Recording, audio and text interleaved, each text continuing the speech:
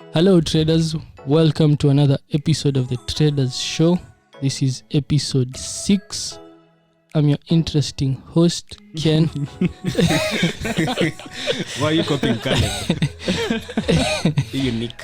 I have decided to replace Caleb as the most interesting host in this show. Anyway, today we're going to talk about cryptos. We're in one of the biggest bull markets in the cryptocurrency era. And you're going to shed some light on what's happening on that space. So I'm joined today by Lawi and Caleb as usual. CK. Yep. So we'll be shedding some light on cryptos, what's happening there, what you can do there, how you can learn about cryptos, very, very many things, our thoughts on cryptos, and many more things that we have on our minds. Anyway, to start off, how was your week, guys? Week was awesome. Have a wonderful trade running. And so you've made some money. Yesterday was interest stimulated my good trade. Yes, the card. I'm about 200 pips up. How much? Gotta go for the... On USD card, that's a lot. It's true. It's just a correction. TP. Why are you trading a correction? TP about... It was... This is a losing trade. This is a winner. Systematically. This is a losing trade. No, there are reasons behind it, and if you watch our YouTube channel, check the analysis I did yesterday. I gave reasons for that, and I gave why I don't trade corrections, but I gave a reason why I took that trade. So if you go on our YouTube channel, check it out. So apart from that, my week has been fine. Nothing much, nothing crazy out of the blues. It's just okay. Yeah, my week personally has been good. Winners, losers, but generally up a few percentages, about 2-3% for the week. So that's pretty good. I hope today you guys will learn a lot about crypto. A lot of you guys have been asking us about how to invest, how to buy cryptos, which cryptos to buy, how long to hold them, where to hold them, when to sell them. So today we are going to tackle the whole topic of crypto. If we don't finish that chapter, of course, we will have another episode to that. So let's kick it off. Ken, how's yours? My week was fine. Perfect. Ken No is problem. still looking at position sizing. I'm still reading position sizing. Very, very crucial element in trading. Anyway, things are fine. Things are fine on my end. Nothing much. Just trading, looking at things, organizing a few things, and thinking hard about very many things. That's what is occupying my time, at least for now. Cool. Caleb, start us off with cryptos. What are cryptos? Oh, Cryptocurrency. What is cryptocurrency? For those who do not know, cryptocurrencies are the likes like Bitcoin. I'm sure you've heard about that. Many people know. People even know crypto? They just know Bitcoin. I think many people just know people know Bitcoin. Then when you start saying cryptocurrency, blockchain, now you're spoiling everything. So according to Google, Investopedia. why according to Google, not according to Caleb? But anyway. You'll explain your own way. Stop. A cryptocurrency is a digital or virtual, because it's more accurate, like the wordings. Me skwenda shule. I didn't go to school. I know what it is. Explaining it is the hard part. A cryptocurrency is a digital or virtual currency that is secured by cryptography, which makes it nearly impossible to counterfeit or double spend. Many cryptocurrencies are decentralized networks based on a blockchain technology, a distributed ledger, enforced by a disparate network of computers. In a nutshell, cryptocurrencies are just digital currencies. Unlike the normal currencies that we have, the fiat currencies, those are the normal ones like What are dollar. fiat currencies? People don't know fiat, bro. What was fiat standing for? What's fiat? Fiat is basically paper money. Paper money, yeah? Yeah. So like the evolution of money from how it changed from barter trade to gold, gold and silver. Gold standard. Yeah. Then after gold standards, now after the rising of the gold standard, now fiat currencies now came into being the best currencies of transactions worldwide. So fiat currencies are the dollars, shillings, euro. You sure fiat is paper? Okay. I remember reading fiat as something else. But okay, I don't know. Of course, it's not like a synonym to paper, but it's fiat currency is paper currency. Fiat money is a government issued currency that is not backed by any commodity such as gold. Yeah, exactly. But basically, it's those paper currencies you're talking about. Because those currencies are backed by the central banks. So it's important to tell people the history of how we got to crypto, yeah? Yeah. Like the fiat, the evolution, what you're saying? So barter after trade. After fiat. So let's start. Barter trade was which year? Barter trade has existed for long. Yeah. Like, what's barter trade? Barter trade basically is trading goods for goods. Exactly. So like it was like it had a lot of disadvantages. That's why it didn't like withstand time. So after time, like people needed to do faster transactions, smaller transactions. You see, like let's say you have a cow and you have a goat.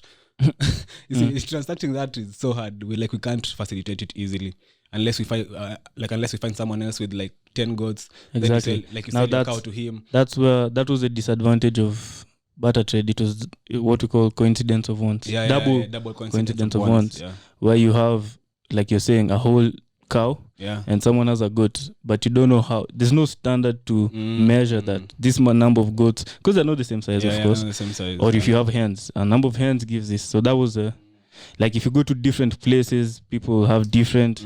So there was no really standard way. So those are some disadvantages. And then we moved to like okay, barter trade had a lot of stuff like salt. And we've talked about all this in this book. If you come and buy this book, there's this chapter where we've talked about money. Yeah, money. History of money. Our book, a template for understanding the forex market. So if you're watching this on YouTube, that's what I'm showing right now. But where's the money part? It's around fundamentals. Yeah, that's yeah.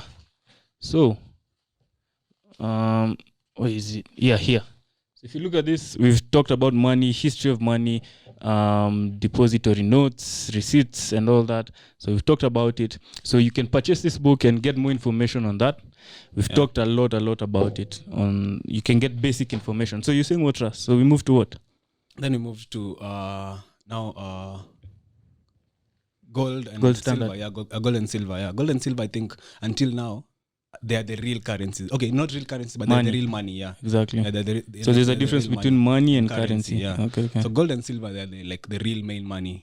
They may withstand time until today, 21st century, for a long time, more than 5,000 years. Yeah, true. Yeah, so gold and silver reigned for so long until I think 19th century. I'm not sure with the dates. Yeah, but for a long time. Yeah, for a long time. Then now came the was it Bretton Woods? No. Bretton Woods came after gold standard. Gold standard was 19? Because Bretton Woods is part of a gold standard. That it was just a bit different. So what came, you see now, the problem with gold and silver, they were bulky, hard to move. They had a lot of disadvantage. So you can't walk around with it a lot. It was scarce. Okay. So what happened? They had to create a gold standard, basically where they can print money which is cheaper, but that money is backed up by gold. Yeah. So or silver. Yeah, you deposit your gold, then exactly. they give you gold receipts. Gold receipts. Yeah. So they're just receipts. At first, currencies are just receipts of the gold you have in the bank. Yeah. So, for example, now like the way gold standard was working, if you have an ounce of gold, it was worth $20 long time. So if you put an ounce of gold in the bank, you're given a receipt of $20. 35. It was 20, then went to 35. So it kept evolving. So like that. That's basically what gold standard was. So now we moved from gold standard during the World War. All this time, 1918, 1945, there was a lot of war. And when there's war, you need money. Okay? So what happened during the war, World War II especially, this is where now Bretton Woods came. Yeah. During World War II, gold standard was still working well. Currencies, nini.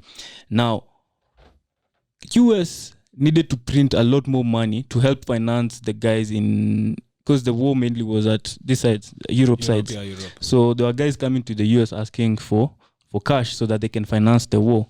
And they financed the war. So gold, gold is limited. You can't create more gold. The gold we have in the world, that's it. Currencies can be printed into oblivion. So what happened? They started negating the gold standard and printing a lot more. So there was more currencies running than the amount of gold in the bank. Yeah. And then that's when Bretton Woods came in. Now we started evolving. But now the most important part, I don't get really deep into that, was 1971, August, when Nixon now removed the currencies from being backed up by gold. So we came out of the gold standard, we came into the free world. Now currencies are just fiat, nothing, backed up by nothing. So the dollar, the pound, the I think Kenya other shilling currencies are backed by the dollar, but the dollar is backed by nothing. Exactly. Yeah. So dollar now is backed up by gold, and everyone around the world at first was backed up by the dollar.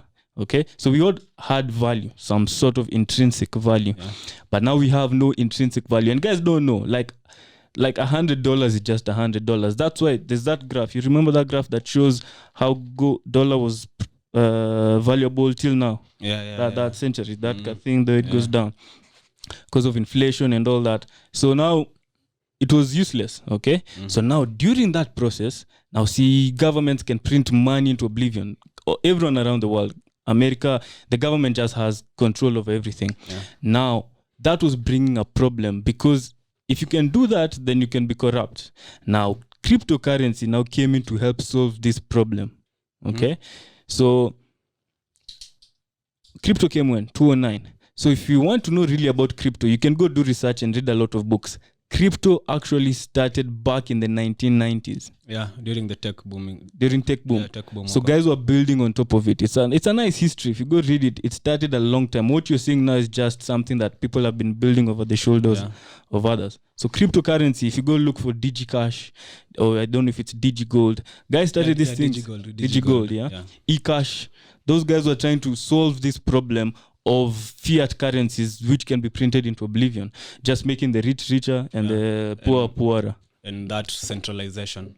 Exactly. And the centralization of power. Because anyone, what does this quote for, you know it can? I don't know what, you've not even given me the context. This quote for Rothschild. The one he says, if you have control of money, that one. The Mayor Rothschild, the first one. I don't know. Come on, Kent. You're the one who says you remember things in your head. But you know what I'm saying, yeah? I don't. That's why I can't remember. The context. I can't get the context. The one he says, if you give me control over money in a certain country, then you have power. Anyway, I'll look for it. Okay. Yeah, that one. So the government had all this power. So what happened now? Cryptocurrencies, guys were building on this. Now comes Satoshi Nakamoto. Who is Satoshi? We don't know. Okay, funny thing. Pseudonym. I was reading about that story. And it has a lot of what are the conspiracies about it? What are you saying? Me know one which is not like a conspiracy, but okay, this guy denied he's not Satoshi. Actually, for those guys who don't know, Satoshi is the one who created Bitcoin. Yeah, so Satoshi is the creator of Bitcoin, but this guy is called Hilfini. Okay, and he died. Yeah, he died. So Alfini. Hilfini, yeah. So like Alfini was the first person to receive Bitcoins. And that person stayed in the same area code with Satoshi, like for 10 years. He was the first person to receive from Satoshi. Yeah, from Satoshi. Satoshi was the one who mined the Genesis block. The first mined in January 2009. That was Satoshi's. So you're saying? Yeah, so like it doesn't make sense. This guy doesn't know this Fini guy. Fini guy. Satoshi, you mean? No, Fini guy. Yeah. Like he received the first Bitcoin. Yeah. I can't receive something from someone I don't know. Yeah, so he doesn't know Satoshi. Really? Okay, I think. Really? Okay. That's what you think. For the first time. Yeah, Yeah. you can. He's just You can sending just it receive. online. Yeah. See, I can Also, send I you feel money. like if you understand first how open source programs work, you'll get the whole thing. But what do you mean? What do you mean? What are you saying? What do you mean? I want to understand the background of this Fini guy. He's a computer scientist, a cryptographer. Yeah. I feel like for me, that's more of a reason for Satoshi not to know this person. Okay, the fact that he's a computer scientist, Okay. exactly, A and deep into cryptographer? computers. And a strong believer of Bitcoin. Like he even had a Bitcoin group like to champion for it. You see? Yeah, because when they started, there was the open source where everyone was talking. Yeah, everyone was and talking. they're Yeah. building on top of it. So like that's one conspiracy. People think either it's him or he knows someone. Yeah, because also coincidentally they stayed like in the same area. Like let's say tuko hapo Kahawa Askari. You see, so hey, how? Why is it? Why it's open? Why not someone in? It was mentioned that they stayed in the same area. Yeah, same area. You can Google it. It's in Wikipedia. Serious? Same area, manze. But he doesn't know who he Okay, is. he denied. Yeah. Lulu akasema tu he denied. Okay, yeah. But he died now, so Yeah. of course, like how do you make something so valuable, so like revolutionary? Okay. Revolutionary. Yeah. And disappear. Yeah, and just disappear. Ken, why do you think he did that? There's a reason why he did First that. for me, I don't think like it was invented by one person. Okay. I feel like that's more of a reason why Yeah. Satoshi Nakamoto is a pseudonym. So part of the conspiracy. Exactly. Part of the conspiracy is that it's a group of people, and the group of people probably don't want to be like. If you look at the guy who invented Linux, he's no one knows that guy. Very few people know him. Serious? Yeah. Linux guy? Yeah. Is Very he few alive? people know. Yeah. But he's known. Yeah, but very few people know him. Why? Because some of these nerdy people, I feel like these people who are so deep into computers don't really love that publicity that most of us think is really, really good. Like as much as you may say, I've invented something cool and everything, there's that reason. That's one. I feel like it was a group of people. I don't feel like it's from my context and understanding of things and research, it's a group of people. Okay. So it's not one person who did all this. Okay. Yeah. Okay. So that's one of the reasons why I feel like Satoshi is Before not you go someone to your who's known. second point, my beliefs that my research, I had that perspective, and I remember these things are fun. If you read history, it's really nice. Now, I think Satoshi is a one guy man. And then If you read the white paper, he made sure every letter is spaced double. So he did double spacing on every word. He used British English, yeah, I know that. and then And people suspect now he was from the UK because of that. yeah. So this guy is a smart guy. Whoever is a smart guy. He can be Japanese, but you can just learn. He can be Korean. He can be Chinese. He can be American. But you Really, just you use it. believe there's one person who can champion for such a thing and being so smart and So there's a line get of guy. everything? But Ethereum Yeah. is by Yeah. one person. Vitalik. So But that's no, why, I feel like, listen. That's why he wrote the white paper and created the front end, starting part. That's why now Kina Halfani came in. They created this organization so that they can continue building. That's why it was open source. They continue working on this new invention. Okay. So another thing, this guy maintained his. I had those details. I'd written it down. There's this His conspiracy, email address. saying it's so Satoshi Nakamoto. Okay. Sa for Samsung. Oh, I remember that one. was T for stupid, I but think yeah. Toshiba. Toshiba. Then She was what? Toshiba. Toshiba. Okay, Yeah. okay. Then Nakamoto. I remember the last part was Motorola. Naka CG. There was Nokia somewhere. So people are just like conspiracies are a lot. You see, like Yeah. the fact that it's not known, it opens up. Then like no one can conclude. You see, you can say me. I may have the answer from where. So like it's just. So let's go everyone back to why I continue thinking it's one person. Yeah. Okay. His email address, he kept it one. So this guy kept consistent contact with the people he was talking with in a certain way, such that you could prove this is not many people talking. Okay. And the fact that this guy's been able to remain silent for a very long time, Yeah, true. I believe it was like a one guy man. If at most there are two, like me and you were working on something, or me and Tara, so just two of us. But at most, I don't think it was a group of people. Plus many more information. How did But that computer scientist who you claim was the first one to receive Bitcoin die? he died the He other died of, day. like he I was think he was paralyzed. sick. Yeah, he was like sick. actually And, spent. Has most he of been his interviewed Bitcoins. or something? I don't think so. You should get, maybe if you check. I don't know. Are you sure? I'm He died not- when? I'm not sure. But he was a big guy. Guys were following him on Twitter. He's a big guy. He's around He died 60. when? He died. 2014. It was 14. Yeah, 2014. Okay.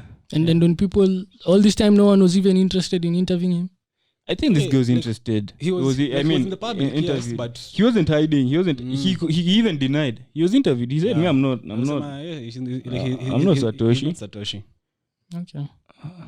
Yeah, Halfini, he died. Yeah, he died 2014. He died in 2014. Died Yeah. 2014. He had some disease or something. But anyway, Then he used most of his bitcoins to pay for the bills, hospital bills. so he died poor. Anyway, that was him. Cause Satoshi has how many coins? I'm not even aware. How Oh, many? serious? Yeah. A million. A million coins. I'll get Out of a the 21 million. Out of the 21 million Out of mined. the 21 million. That's why this guy, okay, so more reasons why this guy went secretive. One, you've built a revolutionary thing that governments and banks don't like.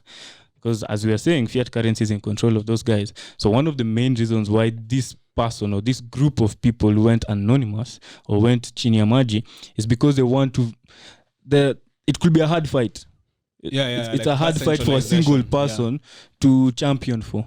Mm-hmm. Okay, that's one of the reasons why he went, because trying to change the control of money and how money works, man. But do you think that's the purpose of Bitcoin? And if that's the purpose, will it achieve it? Purpose of Bitcoin, what To like decentralize money. Decentralized finance. Yeah. Yeah, that's the purpose of it. But do you think it will achieve it? From your understanding of Bitcoin and money, fiat money, Like general acceptance of the public or... it can't work. Governments can't be controlled by a decentralized system. I think it will take time, but it can work. I don't think so. I think it will take time. I think it will I work. don't think so. Decentralization, bringing power back to the people. You know, first of all, if you're thinking about money, you have to think about how What's money. decentralization for the people who don't know? There's no centralized person who is controlling the system. Okay. Just like now, the dollar is the one. It's the king. It's the controlled reserve by currency. the US government. Exactly. Okay. Right. Mm-hmm. So you want to tell me now that we'll come to a point in the globe whereby everyone is using a digital currency which is decentralized. There's no control. There's no one controlling interest rates. There's no one. First of all, I think you should go back to economics, then you can come back to cryptos. Because those two things now you have really to look go. at what is also happening around the world. What's happening in China? If we have a digital currency created by a government, we created the system, but it's not decentralized still. Yeah. That one is totally not. You get, that's my point. China. We'll go to digital currencies. I'm not saying you're talking about decentralization. Exactly. I'm talking about a time will come when there's no government. I don't see that. Anyway, I don't see we'll see. I don't see that. The rich will always control the 10 poor. years into it. Yeah, that one is a fact. Exactly. That's and what I'm saying. When we decentralize it, we don't have anyone controlling the other. This thing will revolutionize, will evolve into it. Like what we're saying, currency is digital. That one was sure. Blockchain. Exactly. That one is a new. You know, if we that's one thing I think we should go back to and start with. We can separate blockchain and Bitcoin. Yeah, of course. One, we're not talking about Bitcoin today here. We're talking about cryptocurrencies. Exactly. And the crypto world. But now we were talking about Bitcoin. Yeah. Now we're talking about exactly. So we need to separate the two.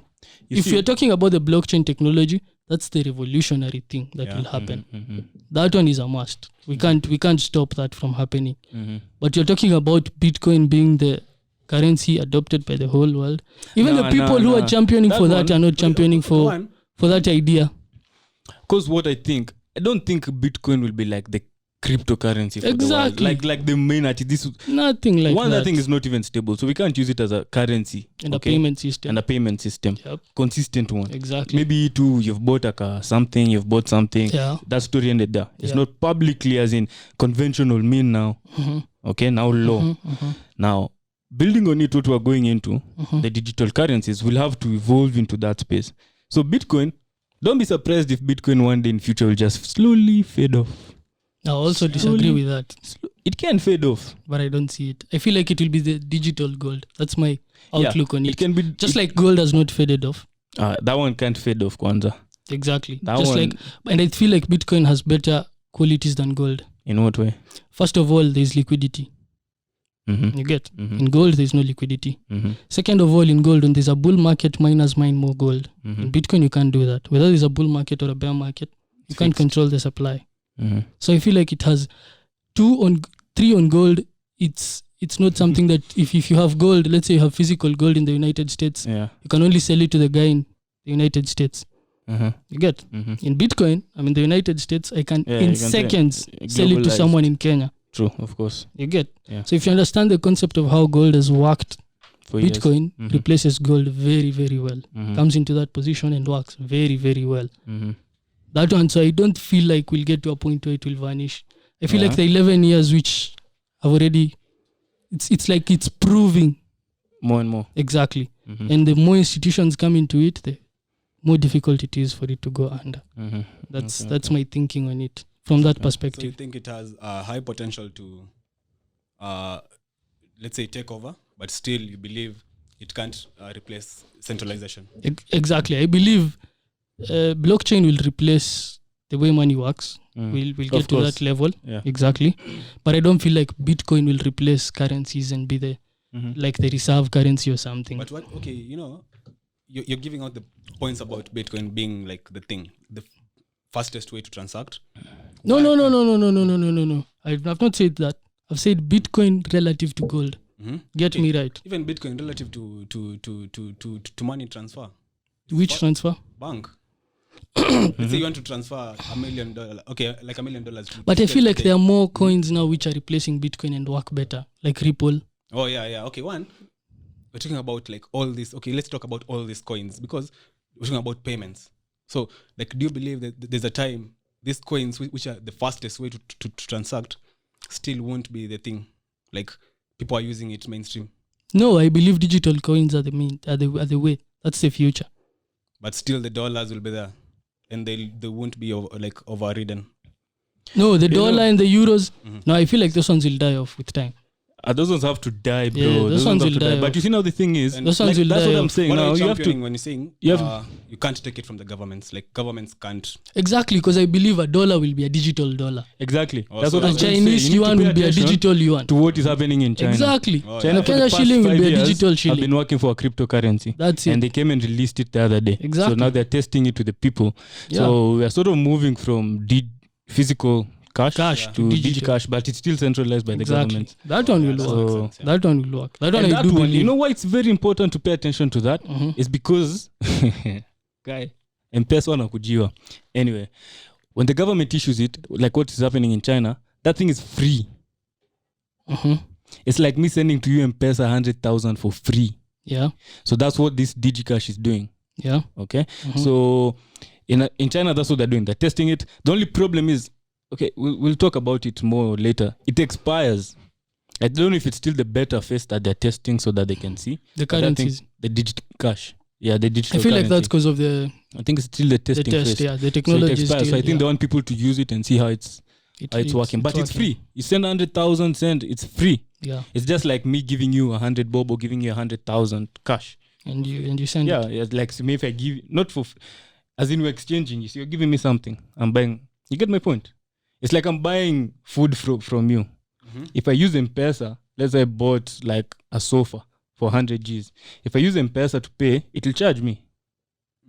Sindio? Yeah. Oh, But now if you're using DigiCash that is done with the government, the China one, it's free. But I feel like DigiCash is It's just me like cash. giving you money. Yeah. Exactly. It's like It's me. like That's what cash. I'm saying. It's like cash. It's totally cash. So M-Pesa now, you're talking So that's about what I'm now saying. M-Pesa having a challenge Exactly. because they're trying to send cash in a digital way and then they charge you, Exactly. or like the banks do it or something. Exactly. Okay. So Okay. when you're looking at all this, technology is moving really fast. And if you're not paying attention, things will come and find you. Because I feel like crypto is only 10 years old.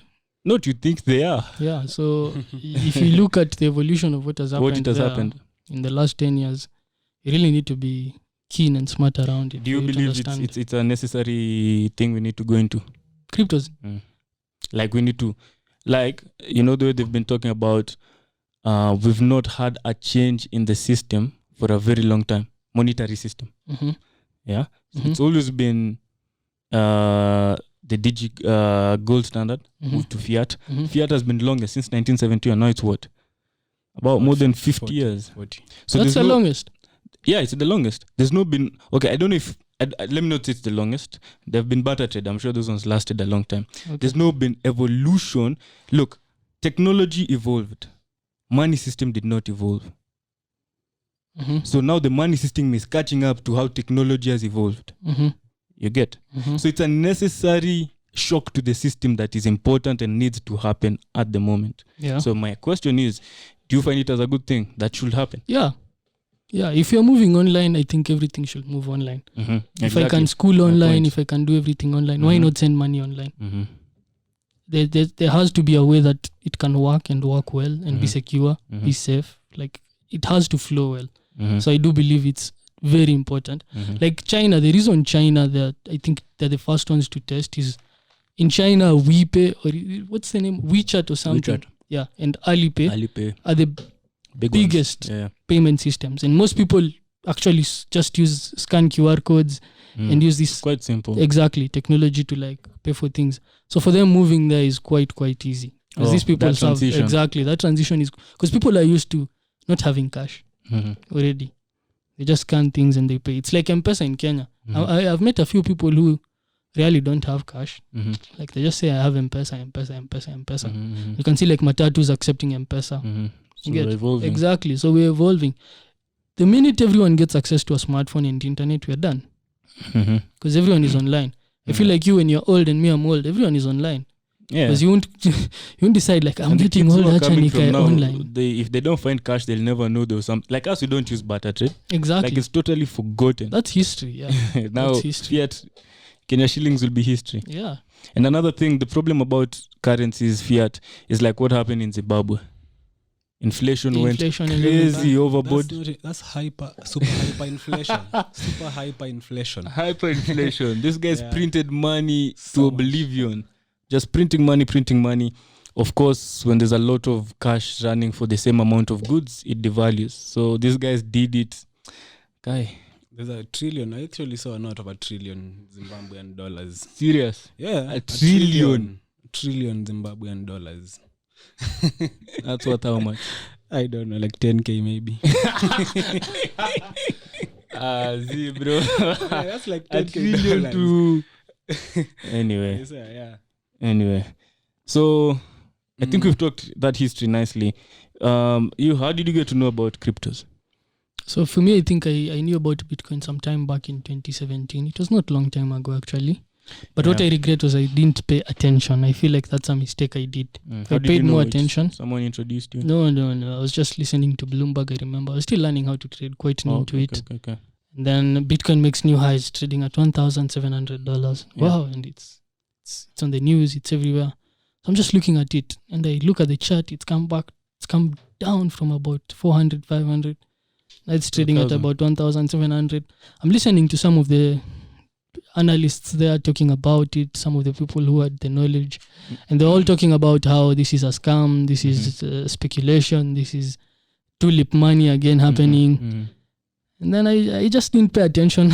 Okay. I knew Bitcoin existed, exactly. I didn't understand what it was or anything, so I just stayed away from it. But now I saw it move from about 1,700 to about $20,000. Exactly. And that's when I think I started paying attention.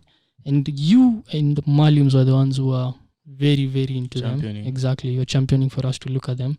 So I was not really looking at them until I think 2018, 2019. That's when I really went into trying to see what's happening there and started acquiring some few coins. And you, Taras? Same thing. Same thing. From just... Okay, we were learning how to trade, so... Yeah. All this stuff, like new. Yeah, you didn't even know Dow Jones. So, Dow Jones index. So, as you started just Aussie, Euro, then as you develop, kuna indices. Then cryptos then came in just from watching news. Sounds speculative too. Yeah. So for me, it still is a speculative asset. I don't think until it stabilizes or gets some mainstream acceptance.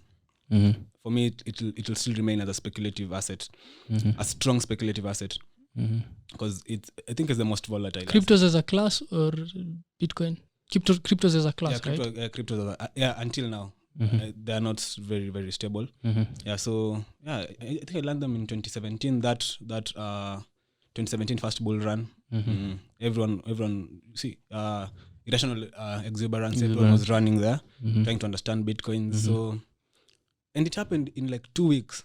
It was from 7K to 20K. Yeah. Then from that point, another 2 weeks, it was back to 10K. You see, so, like a lot of people who are now coming to buy in at 13,000, 17, 18, 19, thinking it go to 40, 50, 60, 100. Shock on them. 2018 January, crash. January. Yeah, December, January there. So that, for me, it showed me like, this is something I should pay attention to, like the potential, like the gain it made from about 3,000 to 20,000. If you are wasn't a joke, like if you are good in research and a risk taker, you'd have taken that. You see, but now the fact that we came to get into it when it made the high, actually a lot of my friends were like, hey, Like, can I still buy it? Me, I was just telling them, if you're willing to lose that money, buy it. So a lot of my friends actually bought it at 13,000, 17,000. Then it crashed all the way to 3,000. Consolidated for about 2 years. Between 3,000 and 7,000. Just then it was last year, December. Then it boomed. So yeah, that was how I got into cryptos. I purchased, for me, I purchased some Ethereum that time, that crash. Yeah, that rally. Yeah, I purchased some Ethereum. That's it. That's how I got into cryptos. Because me, I think the first time I knew, I was watching Cold Fusion. In Cold Fusion, actually, they did a very good documentary. That guy did something. Wow, explaining about. Shout out to Cold Fusion. Yeah, Cold Fusion. Go watch Cold Fusion on YouTube. One of my favorite YouTube channels. That guy's done proper research on his stuff. You remember it started how big was started with companies, and then I started getting into technology. So he does a lot of stuff right now. So I watched his video for cryptocurrency, and that's how I got to know. So I remember that day he called Ken. Hey Ken, there's this thing. I don't remember it clearly, but I remember calling Ken and telling him there's this new type of currencies that are coming. But that time we were still learning Forex. So we didn't also want to really jump into something else, and we've not yet even become good at something. So that was 2017. I think that was 2017 around. I don't know when he posted that, but I think it was around mid there. I don't know if it was towards the end, but anyway, I'll check it out. So just like Ken was saying, now we started watching. It went all the way to it was that time $1,000 shot all the way up to 20,000. Then we had that crash. So I remember it crashed, and then now we started doing research on it. We did research. Now this is where you go read white papers and all. So I remember my first coin I was able to buy through local Bitcoin on, I can't forget, it was I think 10th October 2018. That was the first time. It was during that crash. It was below $4,000. Around there. But that time we were also reading on Ripple, so we were championing a lot of Ripple. So we're buying Bitcoin and changing it into Ripple. But that was the first time I ever bought a coin. Until today's 2021. We've bought many times. Yep. Many times. But anyway, that's how we got involved in the crypto assets. Okay. So why did it crash the first time? You remember? Okay, there. First of all, I feel like we should talk about why markets move in cycles, because I feel like many people who join markets join it out of speculation. Like many people come into the market at the wrong time, precisely. Always. In that you're interested in the markets when they're going up, and that's precisely the time you should avoid being in the market if you know how to trade. So just like us, we started looking at Bitcoin because it was going up. There was nothing else that was quite interesting in it.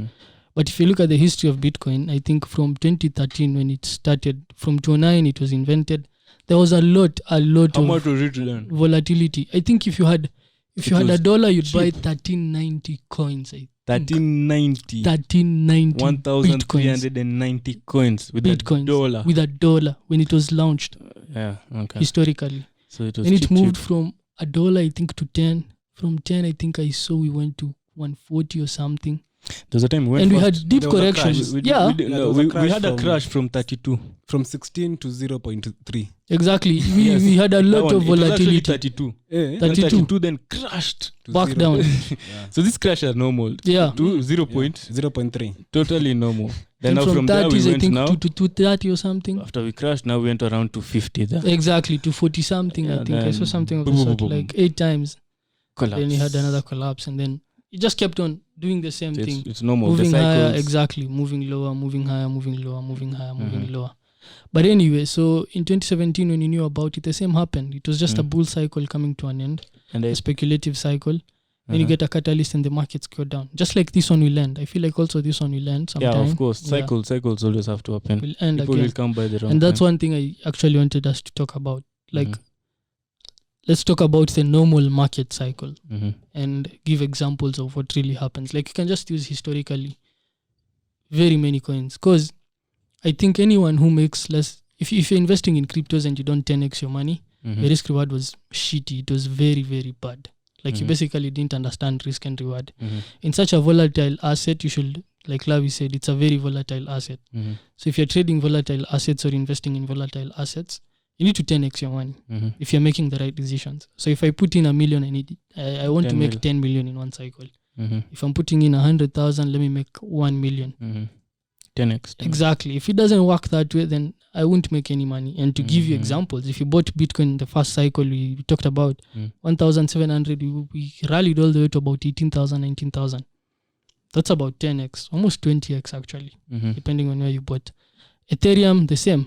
Mhm. It came back down from 400 to 1,400 or something. Mhm. Now we are trading at 4,000. Mhm. Exactly. 4,000.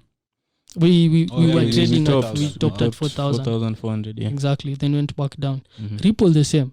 We Mhm. went all the way to 3.8 from starting as Okay. low as you get. 0.000. Exactly. So for the first, if you understand how technologies are adopted, I think I was looking at a cycle of how technologies come in, where there's the innovators coming in, then there's a peak of inflated expectations, Mhm. then you have disillusionment, and then you Mhm. have the plateau of productivity where now things Mhm. stabilize. Mhm. So unlike Now Lawi, we- I yeah, don't believe we that. face out. Exactly. I don't believe that you should avoid the volatility. Instead, you should learn to manage it, because I don't think volatility is risk Mhm. to me. Mhm. In that, if I buy Bitcoin, it's only risk if I liquidate it because it's volatile. Mhm. You get? Mhm. So if, let's say, I bought at 30,000, Mm. then it goes back down to 20,000, 25, 15, Mm. can still hold it, right? Yeah. If it goes back from 15 to 100,000, I've still made my money 3, 4, 5 times. Mhm. Was that risky? No. Exactly. So the volatility does not equate to risk if you manage the volatility well. Okay. The volatility only equates to risk if you're making decisions out of the volatility. Mhm. Yep. Like you can't Point. manage. Oh, I'm losing. Yeah. A point on what you're saying. I said about the volatility because I was talking about volatility in terms of not investment, like holding it as a currency. Okay. Imagine you have your 1,000 shillings Okay. today. Okay. 1,000 shillings in your pocket. Hey, tomorrow morning unaamka iko It's 500 shillings. Unaamka siku ingine iko Okay, 2,000. okay. Unaona? So as a currency, it's still not. I get. And it yeah. won't work. Yeah, It won't yeah, work yeah. like So, that. Yeah, As a no, it's speculative tricky. asset, investment asset, yes, you can. Yeah. Okay, And people okay. have different investment forms of investments. Mhm. People cut losses. People hold on to losses. You see, so as a currency, for me, the volatility can't work. Yeah. It's too high. that It's too- one. but there are Too stable high. coins like Yeah, the Tether. stable. Yeah, USDC. Yeah. Yeah. Yeah, Those because ones I think talking work. about you're talking about cycles, Yeah. and I think it's the same thing we saw in the 90s In the tech boom. in the tech boom. Because you Yep. see, internet came into mainstream around in the America and those sides, not Africa. Yeah. Sadly, in That's where the innovation started. in 1989, and this is what they call the spatial web. So now, so let me tell you about this. We're moving into Web 3.0. Yeah, the blockchain. Yeah. So the Okay. first one was called spatial web. Yeah. So there was no interactive connections of the Yeah. global world. Yeah. Like we couldn't send messages instant. Information you couldn't just Google and get it. So Yeah. it was sort of called the spatial web. So for those who do not know, Tim Berners-Lee created the World Wide Web. And he was in CERN. CERN. You know CERN? Those guys, okay, they invent a lot of stuff. I don't remember. But I think they're in France or Italy somewhere. They're a big organization anyway, CERN. And I knew about CERN from Dan Brown. Was it Da Vinci Code? But anyway. So 1989, internet started. Then now 1990s, what Ken is saying, cycle. It was a boom of You say the technologies. name of the person is who invented Tim Berners-Lee. Tim Oh, Berners-Lee. He's the one selling the first codes for. Yeah, I think so. as For an- NFT. Yeah, as an NFT. The same guy. Same guy. Oh. So 1990s, we had a row in the market, technology boom. Now, what was happening here, there was a lot of inflow of cash going into technology. So guys are just investing. Like, you don't even know the company. You're just like, get me in. It's all about returns. So guys don't want to understand the value. Whatever price, guys are investing in price instead of investing in value. This thing is at 1,000, it's gone all the way to 2,000. So that's what happened. And then sort of we had that facing out. Yep. Slashed people now. When was that? 1999 or Oh, 2000. 2000. 2000. That's when the crash came, yeah? Mm. Crazy crash, like Ken was saying. Now, during the crash, many people are faced out. The ones who, this is where now you get to know, it's what you're saying. Does it go with that quote you're saying? That I don't know why I'm remembering these things. It's only when the tide goes yes, out that that you know one. who's swimming naked. That one for Warren Buffett, yeah? Yeah. Only when the Tide goes out that you know who's swimming naked. What does that mean? Okay, have you seen a tide of a wave? Have I seen? Yeah. Yes. You've seen it? Yeah. If it's there, you can't see what you're dressing. If you're in the water, you can't see anything because there's the tide, right? Like you can't see what someone is. If someone is inside the water. Exactly. But now when it goes out, if you're naked, I can tell, hey, this guy was naked. He was not dressing anything. You get? Yeah. So it's the same with risk. If you're exposed in the markets and things are working very well, no one can tell. Exactly. That's why people think that they don't think about risk in terms of gains. They only think about risk in terms of losses. So if I've lost money, that's when I think, hey, this was risky. But if I've made some money, I never say this was risky, but I made money. Yeah, no. You forget. So exactly. You don't talk about adjusted. risk. Exactly. Return. Yeah. Okay, yeah. So that's what happened in the 1990s. We got to know who's dancing naked. We got to know who was swimming naked. We got to know the companies that were actually making sense. Because a lot of companies were phased out, yeah? Yeah. Guys, some guys just had a domain. Yeah, most people. They were public. It's just, the company's traded. It's just a domain. Yeah. Those tulip money is humans, man. Humans are crazy. So understand those cycles like what Ken. So continue, Ken. I was just adding on that. Yep. So in terms of cycles, the normal cycle, I think we should start from the beginning. How cycles start out, because what really happens is that markets are quite low, and no one is interested in them. Then a few smart people who understand how to invest are interested in something, so they notice that probably this thing is undervalued relative to where it should be trading. It's undervalued. For example, if you were thinking hard about Bitcoin last year in 2020 when you had COVID, you'd notice that pegged on how much money is being pumped into the economy, this thing is relatively undervalued. So you could expect a bull market because you could see the dollar will lose value if you're thinking about what will happen in the future. As money was being pumped, rents were low. So Bitcoin was a hedge to the dollar. So Bitcoin was a very, very good place to put your money. And some smart people did that. Once these smart people put some money, what happens is the markets start going up because the demand is now coming into the market. So prices start moving higher. As prices start moving higher, it attracts some of the smart people also who are very early, because there's the initial phase, then there's the early phase of a trend where the trend has started developing. So people notice that this thing was at 10,000, now it's at 11,000, now it's at 12,000. Going back to 11, now it's 13.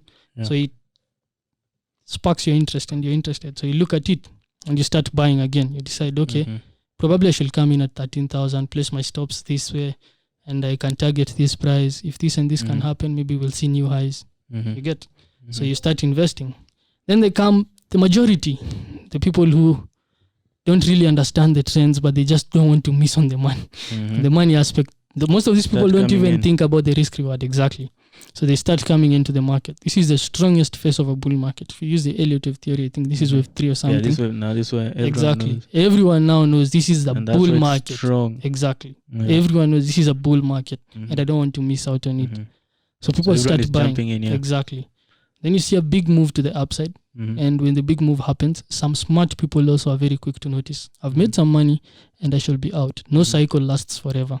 Some targets have been attained. Markets probably have made new highs. Overvalued now. Exactly.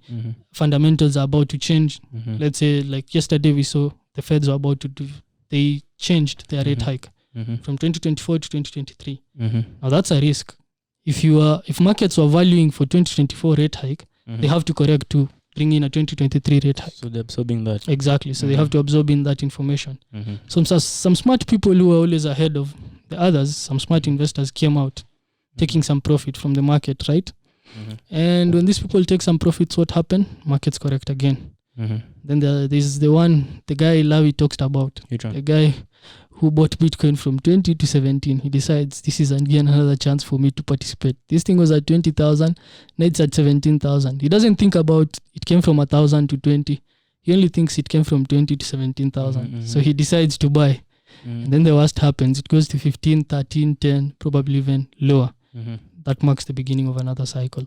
a bear market cycle. Then we go into another consolidation where no one will be talking about Bitcoin For a long time. for a very long time. That was 2019. 2018, 19, It 20. wasn't headlines. No one was even asking us about Bitcoin. And you No remember that one. article I wrote People are about not- Bitcoin? Exactly. Yeah, How to yeah, make yeah. 100% or something Yeah, out yeah, of yeah, Bitcoin. yeah. Yeah. I remember it was in March 2020 or 2020, Yeah, something. it was last year. It was last Yeah. year. I remember in the office. Yeah. So no one is interested again in such things. Mm-hmm.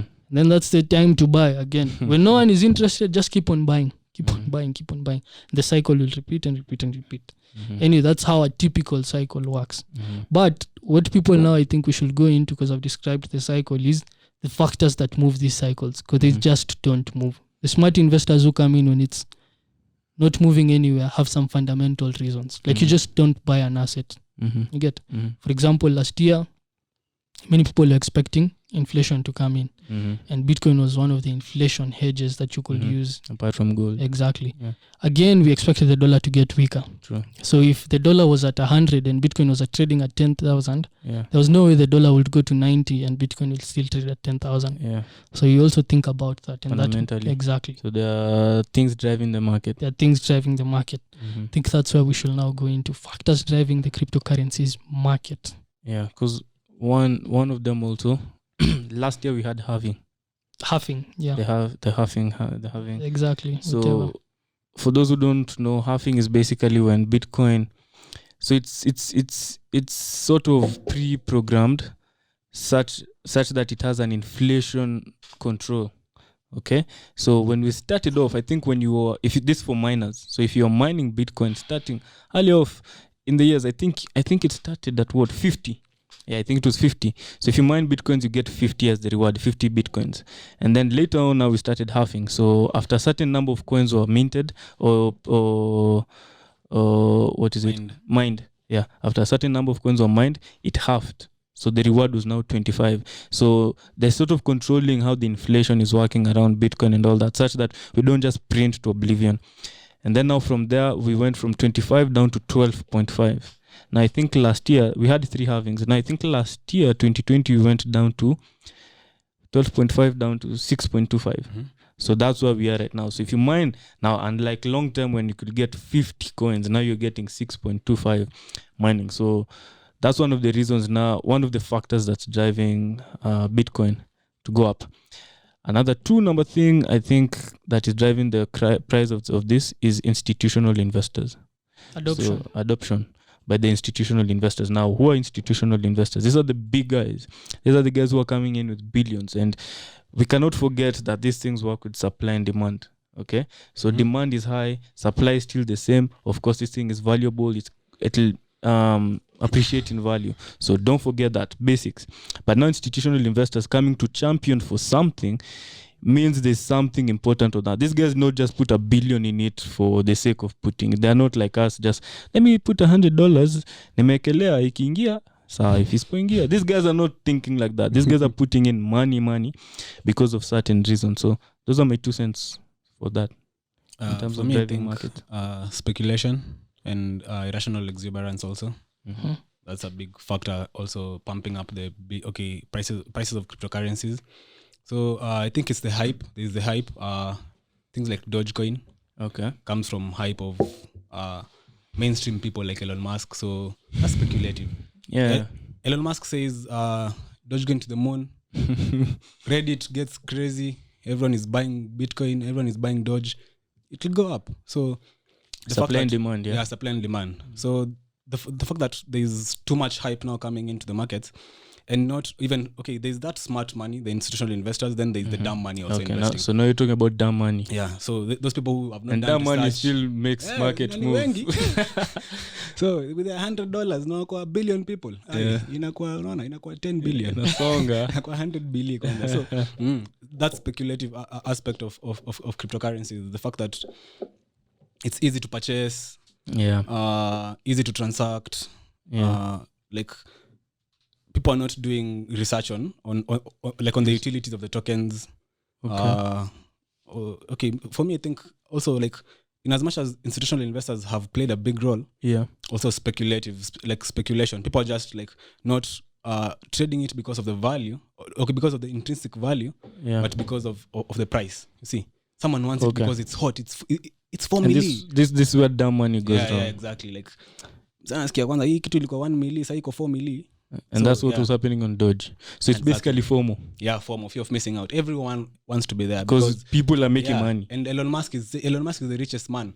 Why not follow him? You don't want to be rich like him. So And it's worked. Yeah, Like yeah. people made money off People his made signals. money, yeah. Like I'm championing this. But what's the risk with that? Hey. It risk land of in not tears. understanding risk. Yes, exactly. Yeah, like, that one we know. It land in You're tears. investing in something you don't understand where you'll come out if things don't go right. You don't know Exactly. where you'll come out if things go right. Someone has made about 400%, 500% return. Ameishikilia tu. So you say like it's a lot of speculation. Like people don't know what they're doing with these currencies. Exactly. People don't know what they're investing in. People don't know the utilities.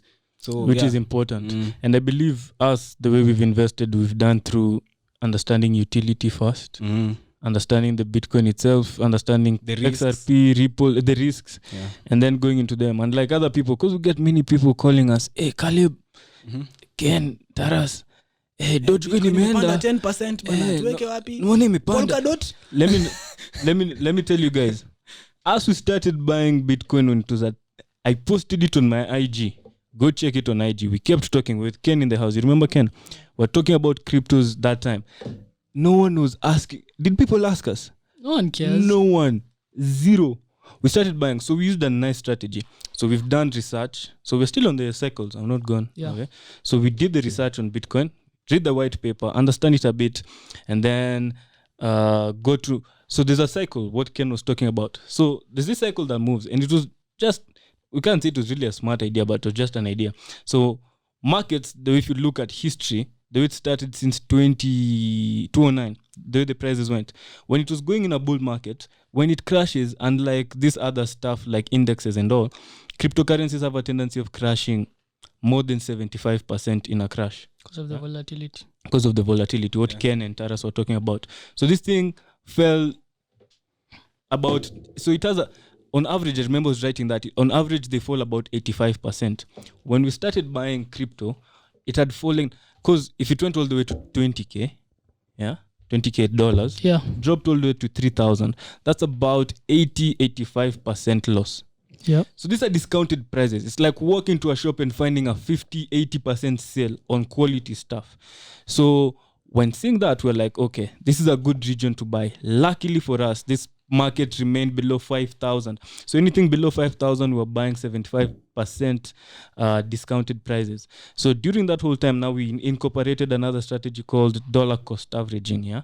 Yeah. Where we were slowly, so you have a chunk of money, but you're averaging your price. You're not trying to catch a bottom. You're not trying to catch where it's going to turn. So you're slowly investing. So if you have like 100,000, 500,000, you're slowly putting in money, getting an average price. You're not getting a fixed price. And that's what we did. Now, since then, it started rallying. Yep. Started shooting now back above 5,000. Even if you're buying like some now institutional investors like PTJ, he bought at 10,000. That was a 50% discounted price. Yeah. And now from there, this market has gone all the way to, we reached what, $65,000. Yep. That So was that the time as highest. we're buying at the lows when nobody's talking about it. When it's juu, we're trying now to take our profits when everyone is talking about it. So like what Ken is saying, understand the cycles, understand how the markets work. So cryptocurrencies work differently from stocks. Stocks, I don't think, apart from back in 1929, I don't know what percentage it lost, but it's not normal for them to lose 90%. Hey, 90. Watafunga busy. 1995. Yeah, These coins were crashing. Like Ethereum, when we were buying, it went all the way to 3.8. This thing crashed to 0.1. Ethereum or Ripple? Ripple, sorry. Ripple clash. It's really clash. Crashed all the way to 0.1. My friend, that is about 95%. Because if it went to 0.3, that was 90%. So this thing was like 95% discounted. Okay? Something like Ethereum. Ethereum had went all the way to 1,400. The same cycles Ken is talking about. 1,400, crashed all the way to, was it $80 or $60? 80, yeah? Around 80. My friend, that's another 95%. Because if it crashed to 140, that was 90%. It went lower. So about 95%. You want to be buying into such. Anything below 50%, you're getting a good price. And I think that's when we started telling some friends, Yeah, to buy. And So, you've made about 1,000% from that investment yeah. in total. So So it's a very, very good one. We're still in it. We've not liquidated it. we're not yet liquidated because we Exactly. still believe in a bull market, We're in a bull market. You're not yet. which will at come the to an end. end soon. So we're Very, still very following soon. cycles Yeah. and all. But yeah, so we started. So we invested. So since no one was talking about it, we were seeing it as a nice opportunity. We decided to tell some friends, family, To buy buy. into this. And luckily they listened to us. Thank God for them. So shout out to those guys if you're listening to this. They trusted us because we weren't doing research. We were the ones who were doing research and just giving them information on, because we're understanding the market, we're understanding the cycles. And they got, like Kenny's saying, we're up about 1,000%. That's a lot. 1,000%, that means, because things like, because just to mention, just an example, I won't mention names. There's a friend of ours who bought $300 Yeah, of Ethereum. of Ethereum, went all the way to $4,500. So that's basically from 30K all To the way half a to million. 500,000, 500,000. If you kept 100,000, you'll have, oh Jesus Christ. That's a lot. About 5 million or something. Yeah. Yeah. Mm. Yeah. About, I think 1.5. 1.5. If 300 went to 4, it's just 4 times 3. Around 1.5. If you kept 100,000.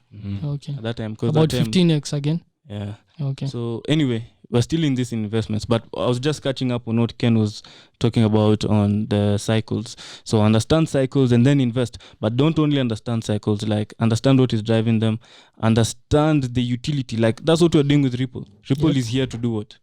To To ease in help. the money transaction. Ethereum is here to do what? Smart contracts. And I Yeah. feel like Ethereum is the most valuable technology. That one is the most valuable. Most people don't crypto even know technology that. or blockchain. Yeah. Blockchain. It's the most valuable because it's used across, like in payments, it's working A in lot of things. smart contracts, it's working So in. we won't lie. We really NFTs. regret not paying attention to Ethereum. Exactly. Of course, in these things, you'll miss out on a few chances and all. But in But the next Ethereum- cycle, hapo ndo pesa yangu iko. Ethereum, if you understand its utility, look into the future, what it's going to help. Ethereum is like, I feel like Ethereum is the blockchain now. I it's think the main one, yeah? exactly. Yeah, It's Because the even main other one. blockchains for now developers. built on on top Ethereum. of Ethereum blockchain. Yeah. Things like Dogecoin, and I say this a lot. I'm sad to say, but if you invested in that, understand what the people who invented Dogecoin are not in Dogecoin. And if Dogecoin is silver, have you ever thought about it in that way? Bitcoin is gold, Dogecoin is silver. Ethereum is silver. Why would you call Ethereum silver? I feel like Ethereum has utility. It's not even, gold and silver, okay, they have utility, but the reason they're valuable is because of their speculative nature. Mm-hmm. Like you can't say gold is trading at 2,200 because it makes jewelry or something. It's trading there because people trust it as a way of storing their wealth, right? Yeah. Silver the same way. But Yeah. silver, okay, has some utilities, rises up and down, but also the fact that people speculate on it make it move higher or lower, depending on how assets are performing, right? Yeah. So have you thought of Dogecoin as a substitute to silver? Because if Bitcoin will... Not really. Not really.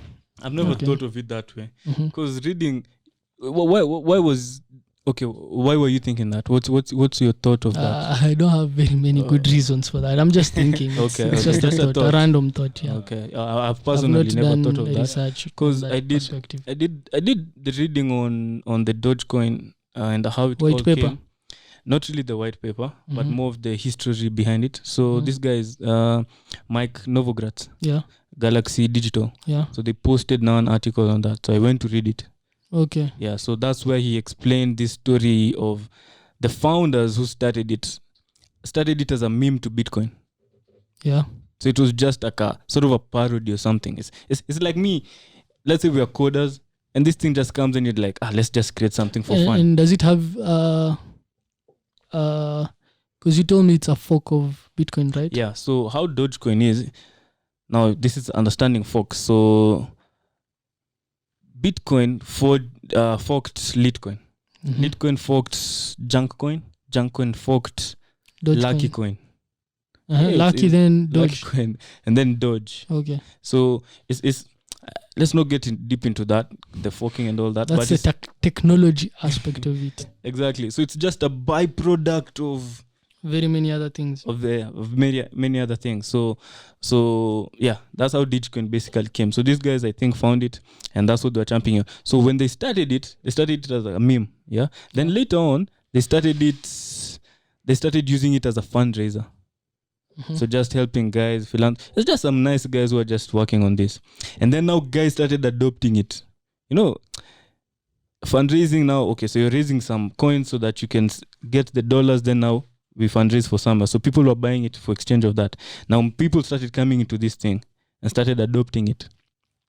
Adopting it along the way. Now these founders were like, now Dogecoin is doing what we didn't invent it to do. They're like, nah, we don't want this. So they came out, all of them. Now they're living silently wherever they are. But they made some money. Not that they didn't make. I don't remember their names. The two of them. Okay. The two of them. Now, what happens? Why did Elon Musk come in? Where did Elon Musk come from? Now, this thing was mainstream. It was online. So there was a Dogecoin page, Twitter page, and all that. These guys didn't have a leader. Okay, remember, the CEOs are out. Dogecoin has been left. So these guys were like, so the people who are running the online, I don't know if it was on Twitter or the community, I think it was on Twitter, they reached out to Elon Musk.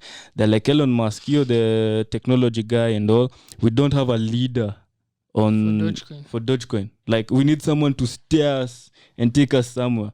That's why it's really important to understand why leaders are important. So anyway, so Elon Musk actually didn't even say like, okay, I'm up, let me be the CEO. He was like, okay. Like, it was just like just a reply. Like just a normal tweet. He was like, oh, okay, cool. So since then, now this guy's nominated him as the CEO or sort of the lead of this decentralized Dogecoin. So now from there, anything now what he says, sort of people just ran with it. So that's how, if you look at the background, that's how it sort of started in the first place. So anything now Elon Musk was saying the whole of 2020 and 2021 beginning. Actually, this year, Dogecoin is the one that has performed, I think, the best before this correction came. Yeah. It was the one that was at the highest, just moving. Anyway, it was a lot, bro. I don't want to misquote, but I don't know. I don't know if it was 3,000. Because like actually, it's weird how it even beat Ripple. But I think for Ripple, it's because of the case. Yeah, I actually updated my targets because of the case. How the case is progressing means you should. What case is happening?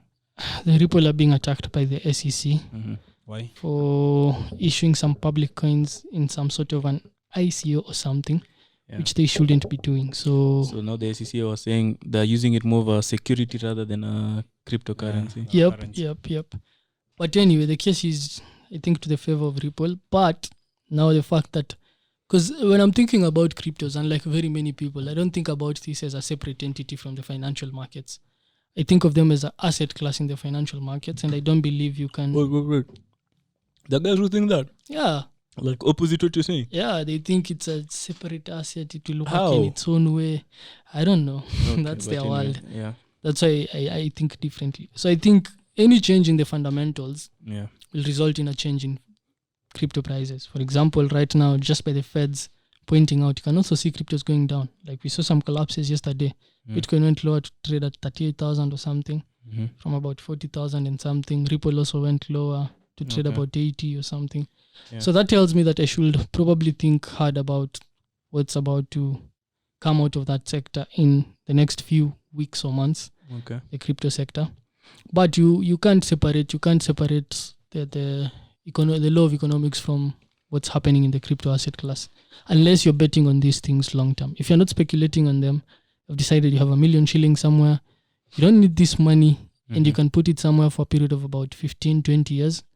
Put it in cryptos, man. You'll make the best return. I don't think in 20 years from now, cryptos will be gone. But you really need to be careful which coin you put it in. Exactly. Yeah. That's why you should be very, very careful. In the 1990s. Exactly. Guys just kept in anything that was going up. Exactly. Most of these things will go under. Most of these things will go under. Because when we started investing, I remember, so you can use coin market cap for some information. You remember when investing, it was like 1,000 coins. Yeah.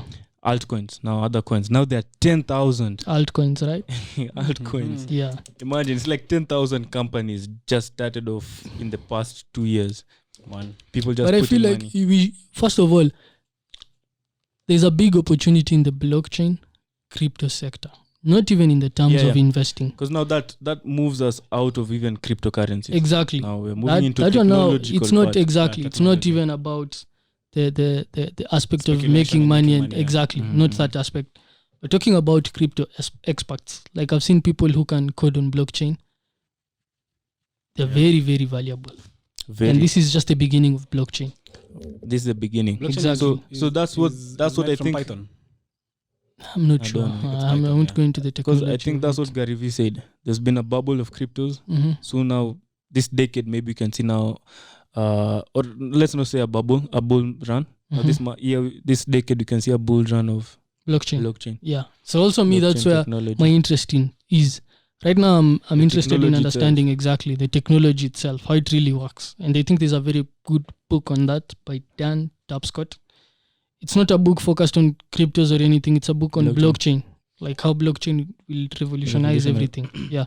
If you understand that, you're at an advantage. Because I remember like there was an article I was reading about how cryptocurrencies are affecting the real estate sector, how blockchain, to be specific, is affecting the... Is that in terms of smart contracts? Exactly. In Ethereum. Owning the title deeds? Exactly. Okay. Such now things. on a ledger online. Exactly. So I feel like that's the first thing you should pay attention to. If you explain people just a bit about it, how does it work? What? The ledger. And the cold storage? No. The house real estate, like the title deeds. Okay, so I have really the right steps for me to explain this in the right way? But anyway, let me I'll try. help you. Just continue. So you I want to give them information. Give them the information you have. No, explain. I want to hear it from me. I'm also learning. Okay. And also may I'll add up on a few. Okay, so basically, if you think about title deeds, how title deeds were initially done. What's the disadvantage of them? The title deed, you can get fooled, you can get scammed. So if it's not in the blockchain technology, Caleb can give me a title deed which shows this land is mine. Can sell you land. Exactly, but it's fake. It's not legit. Totally fake, and that's what happens. Exactly. But when you come to blockchain, there's no way Caleb can make something fake. Yeah. There's transparency in it. And authenticity. Because of the hash keys and everything. And okay. So Caleb can't scam me in any way. So as we move more into the digital world and as we move more into contracts in the smart contracts era, it will be very hard for you to like be cheeky around some certain things. Like you can't make a fake contract because someone can really already see this one has been... And you can't duplicate. Exactly. You can't do very many things which... The double spending and all. Basically, because you see, when it's online, there's a consensus. So everyone is seeing the same thing at the same time. Exactly. So when Ken sells to me his land, everyone can see now it no longer belongs to Ken. It no longer belongs to Ken, now belongs to Caleb. So if you come online, Taras, everyone can see that Caleb has been sold to land by Ken, now he owns it. Yeah. Now the thing is, also this thing gives you a history of people who've owned it so that you can get to know where it came from. So you can sell to me, maybe it's online, maybe you just did your own things, whatever. So now the goal, the plan was, I can know who sold it to you. Yeah. I can know who sold it to the person who sold it to you. Yeah. So you can know all that. So you can know, actually, this is something that is actually authentic and all. And then what Taras has just said, it can't be duplicated, can't be basically what you say, corrupt. Yep. Yeah. So, and I think we've seen it happening a lot in Kenya, land and all. So makonman wamelose job hivyo. Job yao zinaenda. Yep, in the near future you can be a conman, man. And now this is moving into basic conmanship, like fake notes. See? Yeah. You can't give me a fake Bitcoin, bro. None. It doesn't exist. That's the value of blockchain. Money laundering, such things will be very hard. This will expand into things like elections. Exactly. So you can't rig it. Yep. That's why I feel like vote, if you I think that's the first time I'll vote actually. Yeah. If you think hard about blockchain, you'd really want to learn a lot about it. Because eventually there's no way we are running from it. Yeah. We can't run away from it. This one is going to change. Exactly. This one, that's it. Like if you run away from it, you're not globalized anymore. But again, you have to think about it. Do you think it will happen in your lifetime? No, that's the question. Exactly. But you know the thing is, if it will happen in your lifetime. You know this graph of transistors, the way it's been going. You know the transistors. I don't remember what it's called, but the more time has been going, the faster they've been evolving. Okay. Exponential curves. I think it's the more time or the less the time. I think I'm confusing something. Exactly. The less the time, the faster the evolution. That's an exponential curve. Exactly, the exponential curve. That's what I'm talking about. Yeah. So I'm saying exactly. So we can see maybe something like that here. I think it's already happened. Like in 10 years for you to be knowing about Bitcoin and in Kenya, if you fast. Exactly. Because the thing, now we are globalized. Exactly. Long term, there's no internet for someone to actually. When I was talking about the revolution, sorry, just to finish on it. Remember when I was talking about the spatial web? Yeah. So there's no interaction between people. Now we moved into from 204 to 204, 205 till date. We moved into social web. Yeah. So social web is where people can interact. You can send messages, money, all that. We moved into the spatial web. And now sort of we're moving into something. These names were given by Tim Berners-Lee, I think. So he's given this current one a different name. So we're still evolving into it. It's called semantic web. So this is Web 3.0, where he's talking about this is going to be the era where machine learning, Artificial AI, intelligence, blockchain, cryptocurrencies. So now the web will have now what we call the Internet of Value, Internet of Things. Everything IoT. is online. Yeah. Everything. What Ken is talking about, title deeds, everything, money, every killer except you. Now we are entering into but this is just a even fun humans. base. I think will be online. Yeah, that's what I was going to say. and real We're entering also. into this what we call the metaverse. Exactly, augmented reality, virtual Augmented reality. I swear, technology is so interesting. If it's not pushing you to learn more about it, so we're moving into that metaverse, where Ken can be in the UK, but we're all online and we're living in this metaverse. It's just a duplicate of this earth on that other world, which is online. And what this thing is saying, And that tells you won't be competing with Ken. I won't? You won't be competing with Ken. I'll compete with who? The person in the US. Okay, yeah, The that's person true. in England. And the another person thing, this thing people are sort of saying will help. It'll help someone rebuild themselves. Like in this world, you can be a totally depressed, sick person who's totally poor and all. Now you can recreate that in the metaverse. Now what they're saying, the metaverse will be valuable. Serious? Maybe I want to go there. Serious? You remember this guy who bought the 69 billion NFT? But now guy see, is going okay, to hebu display it explain on a to us museum on the hiki. Hata metaverse. mimi sijaelewa Okay, hapo. now here Nakosaje kwa depressed tu kukola. Marvel movies. not that you're facing off depression, you still have your psychological problems.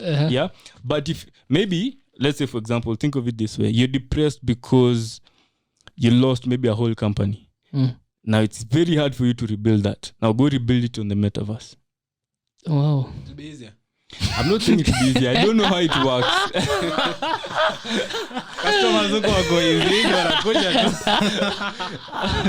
Now go sort of live, because you'll be living in that Anyway. world. You're creating a Caleb has new a point, identity. but I feel But like anyway, he's not that's telling us metaverse. in the right way. Yeah, there's more information on that. We're talking about cryptos. There's a today. movie you can watch on that. It's called what? Altered Carbon.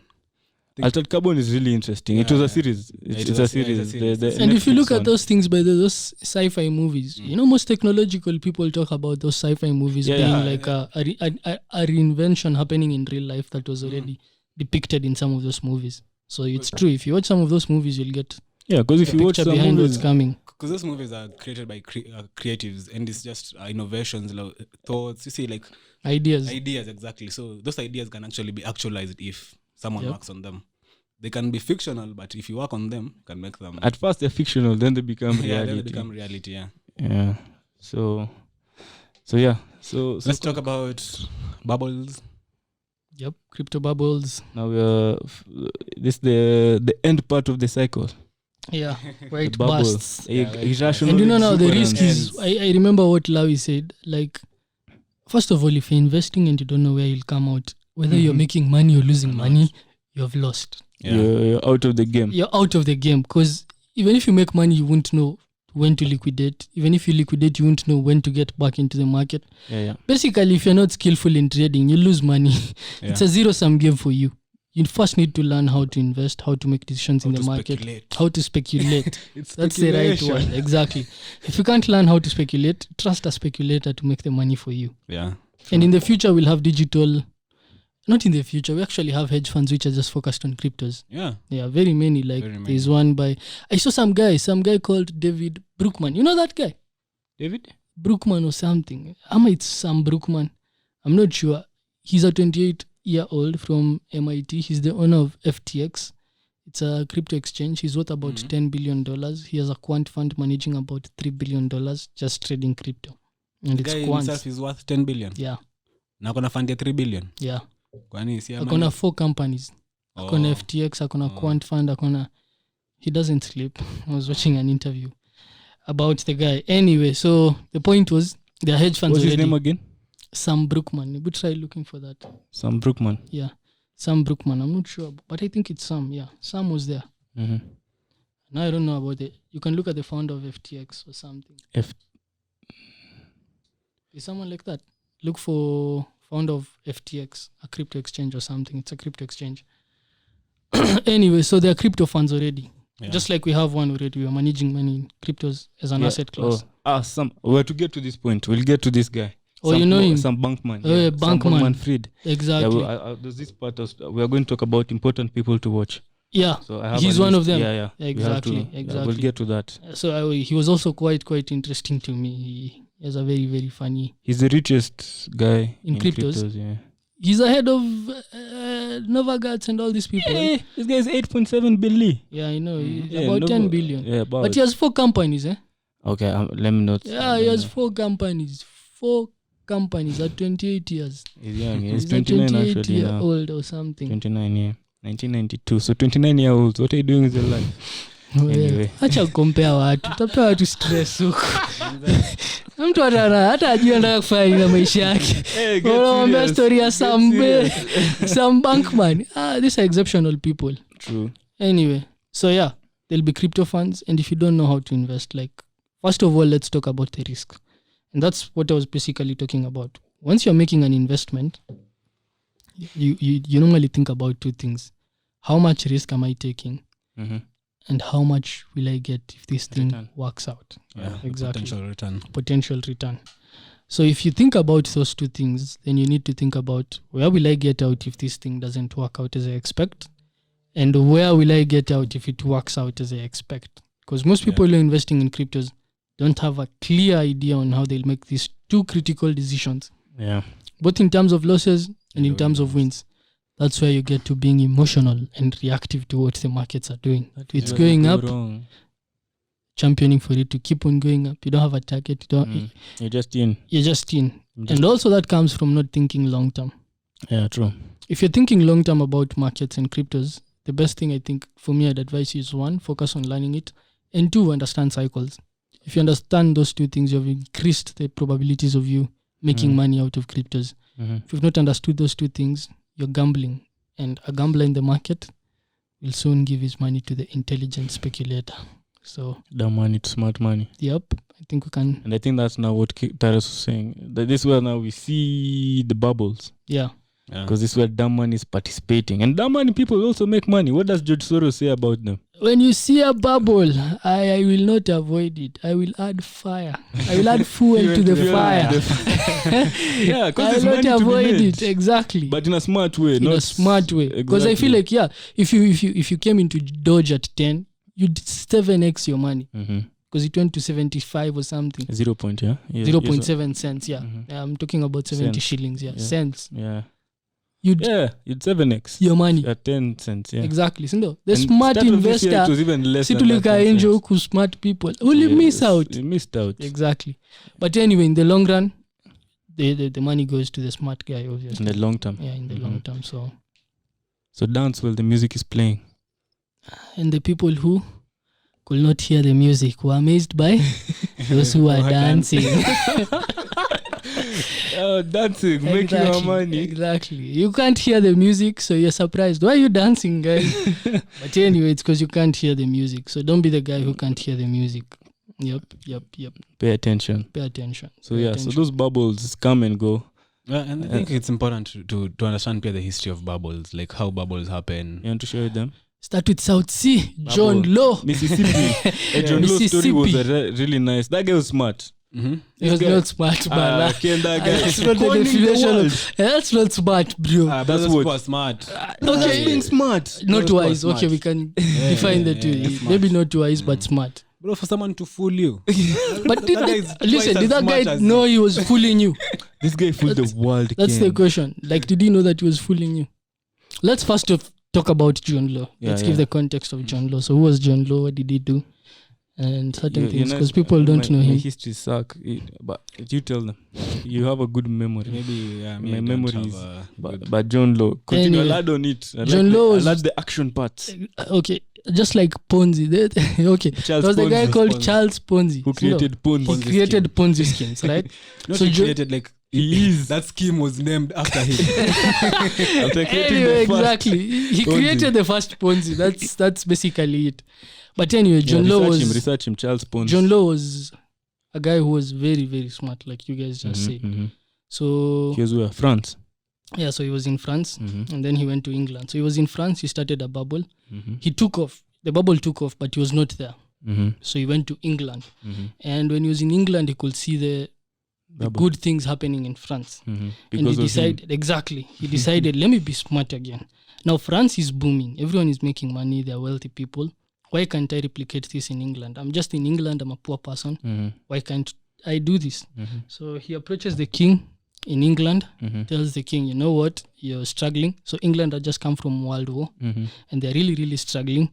So he tells the king, you know what, you have debt because you were funding a war and now you don't have money. So I can help you do away with this debt. How? We'll create shares for a company called South Sea. South Sea. Yeah. South Sea is same as Mississippi. It's the same. Exactly. Okay. The Mississippi, South Sea, bubble. Okay. Exactly.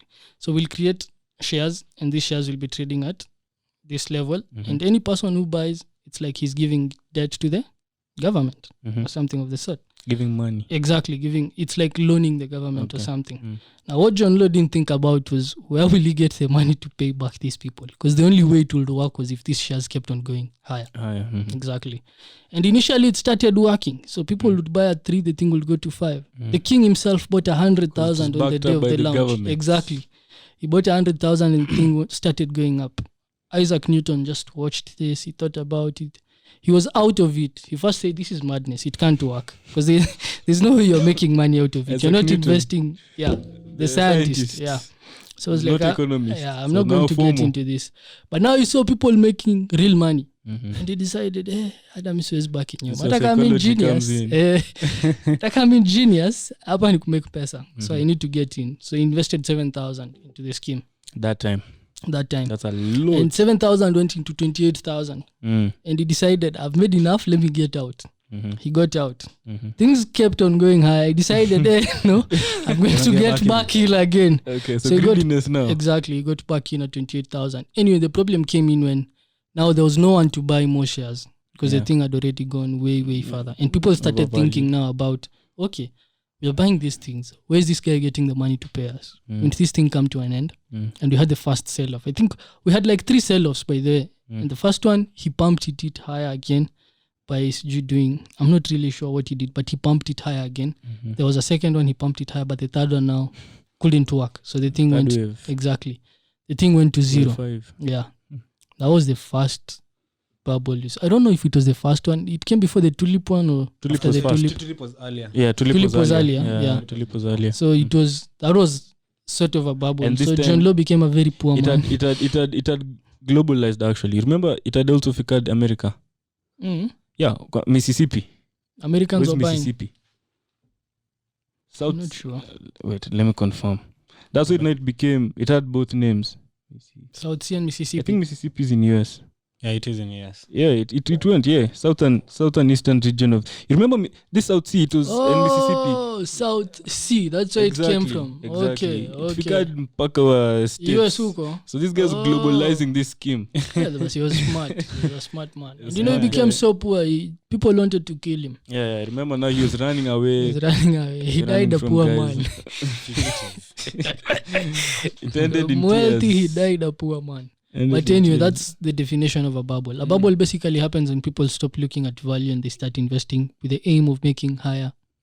The higher prices is the only goal of investing. Like for the tulip, how much was it when it started and what high did it I don't know get the price. That thing went, wow. It was And tulip are flowers. Man, for those who don't know, flowers. like a rose flower. Imagine buying, size one rose is how much? 20 bob. Buying a rose for about $1,000, $2,000. 100K, one rose. And that tells you a lot about how people think. Rarely do people think hard about what they are doing. They just observe what the other person is doing. It's a beautiful flower. So they had this It story. was before 1637. Yeah, it was in the 17th century. Yeah. Hey, that's before. That's kitambo. It's kitambo. Because this was a beautiful Because flower. John Law was in 1700s. I think so, yeah. Kwa 1700. Time ya kina Adam Smith. Walikuwa wanaandika about the genius of John Law. But anyway. John Law. But anyway, that's what. Do your own research. We can't talk much about it, but go read Mississippi or watch videos. And you've seen many bubbles, right? We can talk about many. Yeah, from then. Like we had Tulip, we had South Sea, we had the railway bubble. 1911. For these guys exporting Kina Rockefeller. Yeah. There's a bubble also on theirs. And it burst. Yeah, of course. Bubbles burst. You can't run away from them. I remember reading it because if you go read this book, Gold and Silver. It's called Gold and Silver, yeah. By Mike Maloney. By Michael Maloney. Or go watch the videos. He's done videos on his channel. Just search Mike Maloney. Good history on this stuff, these bubbles and all, busts. Okay, I'm on Wikipedia here. Yeah. At the peak of the tulip mania in Feb 1637, a single tulip bulb sold for more than 10 times the annual income of a skilled artisan. A single annual income of a skilled artisan. And it went to zero, right? Yeah, man. Okay, zero. It crashed all the way back down. Hey, that's too much, bro. 10 times the annual income of a. But that's how bubbles work, I feel. Bubbles. That's the price of Bitcoin. If you see a bubble, Bitcoin is at 4 million. That's almost 10 times the annual income of. And I think Bitcoin has higher chances of even going higher. I feel like if you think about it, are we in a bubble right now? Would you say we're in a bubble? For me, no. Okay. And for you? For me, like in a short-term bubble. I also feel like we're not in one yet. Yeah, probably short-term. with maybe time. We get a correction maybe to the first high, maybe 25,000. Then maybe the next move. Higher. Short-term. Not So, bubble. yeah, just a correction. Yeah, that's a correction, yeah. So Because bubbles, we need to see extreme prices. Bubbles, Zile yenye everyone nikikwambia Bitcoin everyone. iko hapa, kila mtu ana That's a funny thing. Nowadays, I think it's a sign of, like, it's one sign of a bubble. What? When everyone is not talking about it. When everyone is Talking about it. that's a sign, yeah. Yeah, of course it's a sign. Yeah, like nowadays, very like mama mboga anajua Bitcoin. Unaenda unasikia hapo mtaani, people are talking about it. Someone hata ajui buys it, unaona? Like you don't know about it, you want to buy it. So that's one sign of. Also me, what I believe now, I was trying to think about it, so you can add on it. In 1999, when the bubble was on, and everyone was talking about How long did that bubble last? Not long. Oh, it lasted long. it lasted a while. Lasted long. Like 10 years. No, the whole not bubble. 10 years, not Like 10 the years. rise from around 1997 to About early 2000. Yeah. Yeah, about 3-4 years. 3-4 years before. Now the bubble, when we entered into a bubble, not China na bull market. A China bull market. Like when it was bubble. Greenspan gave a speech back then in 1997 warning of extreme prices. And it still continues. Prices doubled, tripled after that for another Exactly. 3 And years. it's the same thing we saw at 2.8. It started like 2.05. 206, yeah, people were championing for it. This thing is another overvalued, 2 but it years. lasted long. Now, to my point, in 1999, when you hear everyone talking about it, in Tulip, everyone was talking about it back then. Then there was no means of people getting such information. Exactly. Right now, even if you find people talking about it, It's because it's everywhere. Information is globalized. everywhere. Kuna yeah. internet, kuna news, kuna radio. Because you have to think of context. Exactly. That's context. Yeah, exactly. That's what I'm saying. The context right now is different from back then. Back then. So right now, yes, everyone is talking about it and people don't understand. That's it. But I'm telling you, Taras, utenda Kitale, usikie huko. Bitcoin. Huko sasa. Achana Nairobi. Nairobi. Sasa hiyo ndo mambo is bubble. fine. Upata watu wa Kitale huko wanataka kubuy Bitcoin. But they know about it. Akubai. Yeah. Even worse, the people you'll find them buying. Kwanza si hata just talking, you'll find them with it.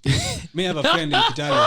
Okay, let's go deeper. Not one person. We're You talking get my about the point. general You get my population. point. Yeah, that's Like, what Caleb is saying. Because like my imefika folks huko. don't talk about Bitcoin. Exactly. Like your folks don't talk about Bitcoin, right? But when they start saying, hey Ken, na hii Bitcoin ni I want nini some. kweli? Nasikia mfanya watu matajiri. Beshte Kianza yangu. kusikianga hiyo time sasa nasikia I watu want. wameanza kuwa nasikia kuna jamaa alinunua gari na that's the time now you need to be very very very cautious. But for now it's too early. It's too early. Right now. Still, And what are some of the conditions for a bubble to occur? I think Ray Dalio had a very, very good article on that. He had like four 4 variables. Four points for. Can't remember well, but one thing was that point of everyone is now accepting it. Everyone is talking about Yeah. it. Mm-hmm. But one of the And the others? prerequisites is easy money. Once we can't get a bubble in a period Okay. of high interest rates. Yeah. Doesn't happen. Most of the time happens when interest rates are low. Because this time you'll also get people borrowing and investing. Exactly. That's the not like you can't get a bubble without so much in Money. loans. Okay, Exactly. true. Like People 208. take big loans, and then they invest without even thinking about the risk. They just think, okay, interest rates are low. They're at 0. If I buy bitcoins and they make 10%, I can Even pay this think loan of that. easily. Exactly. So people take loans Okay. and buy bitcoins now for such things. But in other periods, it's very hard to get bubbles taking place. Yep. So we need to find So easy a lot money. of easy money which can come from low rates or pumping of money like what happened in 2020. Yeah. So in 2020 we've seen And then there's stimulus checks. Everyone being Stimulus pumped money. I've got the points from Redalio. So, number 1, how high are prices relative to traditional? Okay, sorry. Oh. How high are prices relative to traditional measures? exactly. Number 2, are prices discounting unsustainable conditions? Number 3, how many new buyers, those who weren't previously in the market, Are in the market. have entered the market? Number Newcomers. 4, Crypto huko wamejaa. How new buyers? yeah, before 2020, wasa wangapi wameingia 2021? And that COVID pushed things. Ili catalyst. How broadly bullish is sentiment?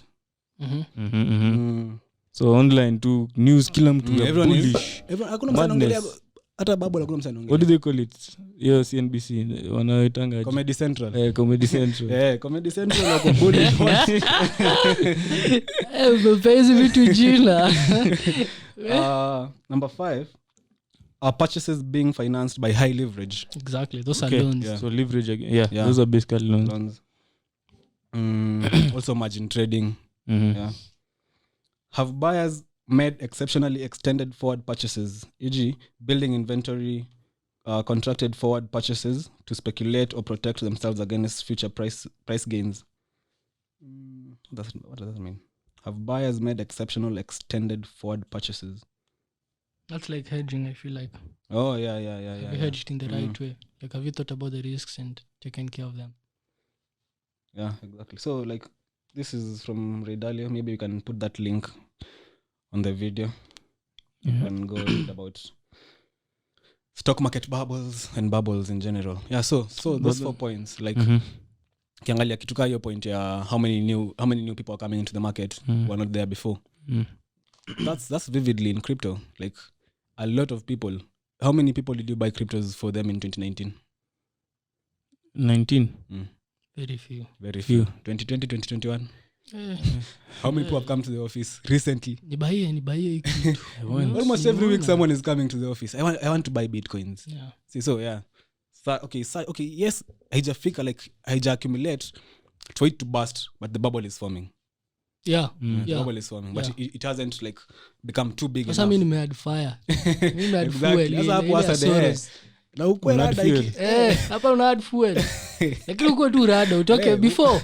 When the rain comes to the fire. I'm out. And that's the moto thing. ikizimwa. You don't exit prices when you don't exit asset classes when prices are going down. Yeah. You do that when prices are going higher. True. If That's you why wait for the speculator, you have to Exactly, know exactly. market tops. You don't Because if things are going down, everyone is selling. There's no one to sell it to. So that's why it keeps on going down. Exactly. So you need to sell it to the down fool fast. who's They buying the trap. top. Exactly. The guy who And that's what doesn't think institutional hard investors about- do. yeah. Sell in a bull market. Don't start selling when the market has turned. Before you learn these things, my friend. Lost mine. But anyway, the reason I think, for me, I still feel like we have a big bull move to the upside is the amount of money that's been pumped to the economy. So historically, we've never seen Yeah, a lot as of much money has money been pumped. being pumped to the What economy. 40% Yeah. has been created in 2 years. And when that happens, assets have to like factor in the valuations because money is a reflection of value. So I'm if you so have sure a these lot of people- easy money, value Has to go higher, man. I'm so sure people, like most of the people who received stimulus checks, just bought Bitcoin And cryptos started trading. with that Yeah, money. with ready to Actually, go. yeah, actually, Yeah, like, of course. That's what happened. Elon Musk actually said that thing, like use your stimulus check to buy Doge. Seriously. He said that. Yeah, man. I'm sure there are many And guys fools who followed. did And that. that day, And rallied. people, what do you tell people who think that Elon Musk is the one who's controlling markets? Hey, I want. Hey, man, People are like, people are stupid. It is what it is, Russ. It's very, very. No one can control the market. Like no one. No single. No entity. single person can control the markets. It's very, very big. It's very, very big. Like you can't say, ati Elon alibai ikaenda juu. Elon alisema. Like I hear people saying that and I just know you're not even aware of what's happening around. Madness. Exactly. This is just Twitter huko. Comedy. Umesoma comedy mbili huko. Comedy Central and then you've Twitter fingers. you're trying to make money out of it. But it doesn't work that way, unfortunately. If you're trying to make money in that way, you're bound to lose it to the smart people. So I'll take your money and have some lunch with it. And that's like the basic principles of investing and speculating and like everything. It needs you to know what you're doing. The moment you don't know what you're doing, my friend, almost certain You lose you it. lose it. And Even if it's in the long run. Yeah, in the long run, most certainly you lose Short all term your what a money. double. Short term watakuacha. Like in Someone. 1999, Buffett underperformed I very, remember. very many money Like managers. underperformed. Yeah. Like even if you were if you were kind of foolish and you was managing your money, you'd say, Buffett, please give me my money. Just There are give me smarter back. people out here. They are making 50-60%. You just have your normal 25-30. But in the long run, no one is like Buffett. No one has an outstanding record Please, like him. Yeah. Adjusted. So if you think about it in the long run, you can't get away with now not that knowing. we've entered into this big Warren Buffett and all, the big people to watch, which important people are there to watch in cryptos? For me, I think I'm watching Vitalik. So I'm watching Buterin. He's a 20-year-old who... 20? Yeah, Vitalik is 20-something. Oh, so Not 20. Oh, not 20. Oh, not literally 20. He's like 27 or 28, I think. Yeah. I'm not sure exactly. But he's still in his 20s anyway. Late. So yeah, I think he's one of the smartest people around the technology behind it, behind cryptos. So I'm really watching his trajectory. Maybe he'll be forgotten. Who knows? But anyway, Most likely not. there's Vitalik. So I'm watching Vitalik. Buterin. Yeah, I'm watching Mike Novogratz. Okay. So Mike bought Ethereum at $1. $1. And he bought 1 million coins. So he bought it at $1. Ethereum is now at 4,000. Every dollar it moves, he's doubling. His money. Okay, so those are people you should watch. I think Mike Pompey is also someone you should watch. I don't know if it's Mike Pompey or something. Listen to his Exactly. podcast and all. His podcast and something.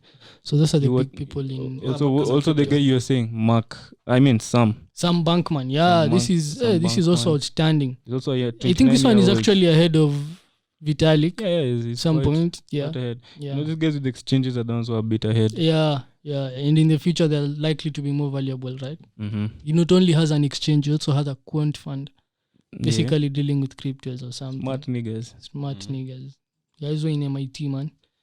Don't joke with them. Anyway, so company. yeah, so for me, those are the people. I know you want to talk about your brothers, but I won't go into them. I'll leave that to you. Caleb, tell us about them. Look. Pay attention to these boys. They're worth $3 billion each. The Winklevoss brothers. If you know or if you don't know about them, they're the ones who created Facebook, but you know what happened to that story. Go watch Social Network if you haven't watched it. You'll get to know about these guys. But yeah, those are guys to watch. Watch Ken. Ken is also... Who you? Yeah. Ken is also going to mint some real money from cryptos. Watch us. Watch me, bana. But we're I'll be listening to making such big moves. guys. They're doing a lot of... They have an exchange as well, just like Sam Bankman, called Gemini. They're also into NFTs and all. Another person to watch, I think, is Chris What are Larsen. NFTs? Okay, finish on this, then maybe we can touch on NFTs. Another person to watch is Chris Larsen. You remember in the bull run, Chris Larsen became $55 billion. He was the 5th richest person in the world. Yep. Chris Larsen, founder Ripple. So watch Chris Larsen and Garlinghouse, Brad Garlinghouse. Another guy to watch, of course. Okay, I'll get to that guy last. Another person to watch is Armstrong. the guy for Coinbase. Uh-huh. Oh, Armstrong. okay. Also a billionaire. So all these guys are billionaires, the guys we mentioned. I think apart from Pompiliano. Pompiliano is not a billionaire? Okay, I don't know. Let me know. I don't think so. I don't think I think so. he's worth 600 or 700 million, somewhere there. I don't think so. Yeah, so Armstrong also pay attention to him. You know Michael Saylor? Yeah, I know Michael Saylor. Mm-hmm. I was actually listening to his masterclass. MicroStrategy. Wait, what did that guy do? Invested in Bitcoin. He's a okay. He bought Bitcoin. Yeah, he has a lot of Bitcoin for the company though. Like how many? Here, Michael Saylor, he's worth 2.3 billion. So he's worth 2.3 billion. He's a big boys. Big league. BBC, I was listening to him club. and he's just giving stories of how he started companies. People are advising he him started do a lot. this, do this. He's like, okay, you just keep on doing Also, I what was you're wondering, I advising kept me. seeing him on CNBC. I'm wondering, hey, con this guy. Yeah, so googling him is 2.3. So CEO, he's the CEO of the software firm called MicroStrategy, and lost a fortune during the .com bust. So yeah, your time at .com, he lost a lot. He lost a lot. Yeah. Saylor is now worth 2.3 billion after snapping up Bitcoin ahead of the boom. Is this the guy who was told he lost money in .com and he will lose the same in this bubble? I think he's the guy. Yeah, he's the guy. Who's telling Someone tweeted. I don't know who tweeted. He tweeted that this guy lost money in .com and he had made a lot of cash also during .com. He's saying he lost it all. Then he lost it all. Yeah. So this guy was like, in Bitcoin, the same will happen. History will repeat itself. Because he said he's not liquidating. Yeah, this guy, if you watch his videos, he's not. He's crypto enthusiast. Bitcoin enthusiast. He's not selling. But that, I think he's someone you should listen to. I get. But not the people who are saying don't listen to them blindly, like Elon Musk, and just start buying things because they're saying. So Tyler Winklevoss and the brother, we've said some Bankman worth 8.7 billion. Brian Armstrong is worth 6.5 billion. All these people like in less than 10 years. Yeah. Exactly.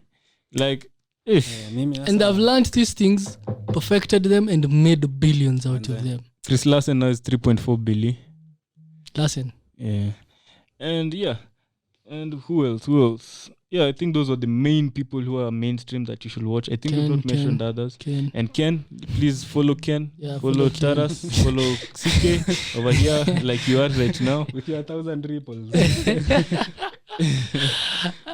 One day we'll come and really, like, Africa, man. We lift this Africa up.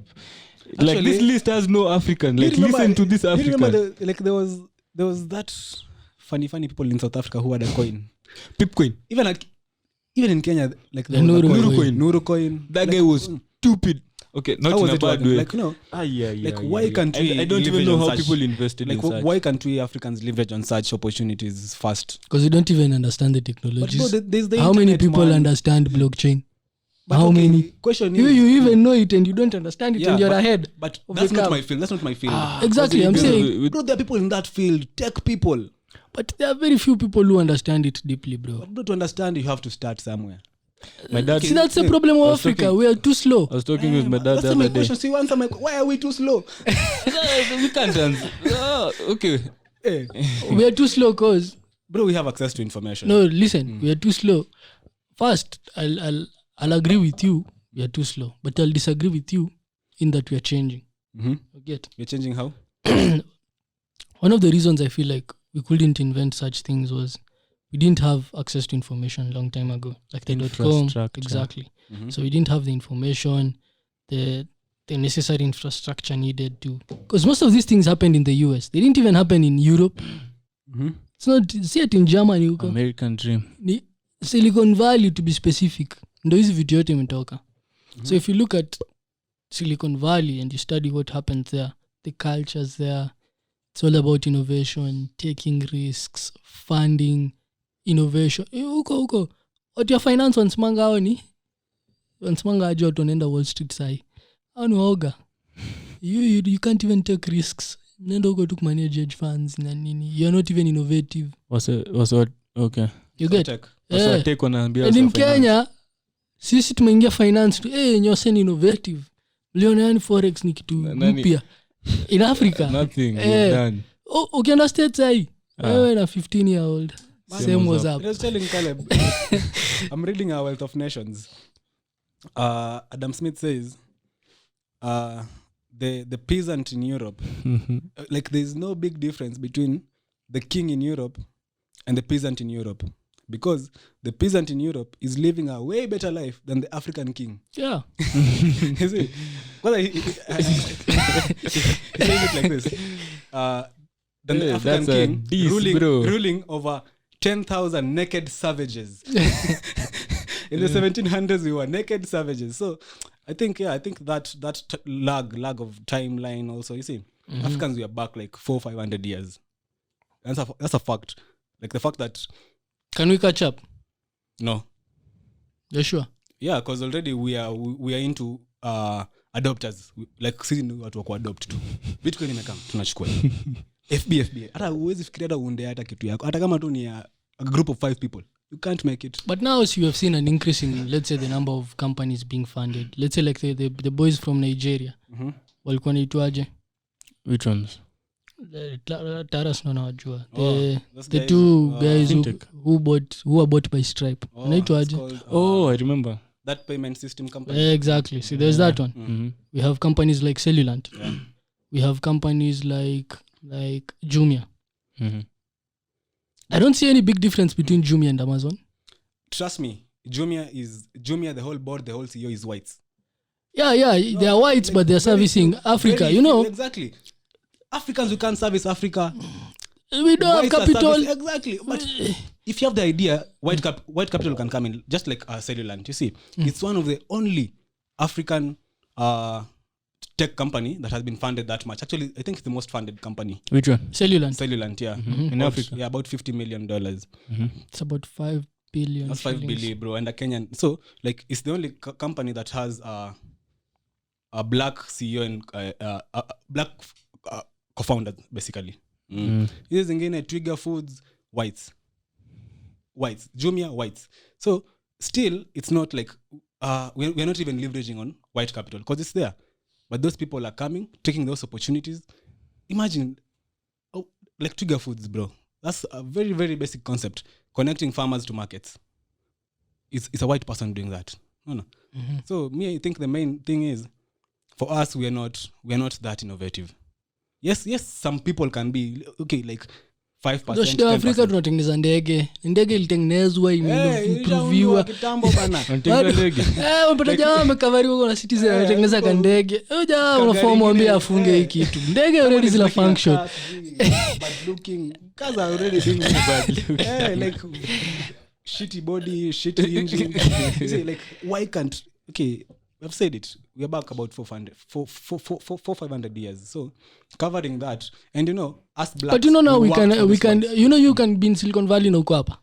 Yeah. Okay. No. Like so you have worked with foreign companies and you're just here. Yeah. Sindo.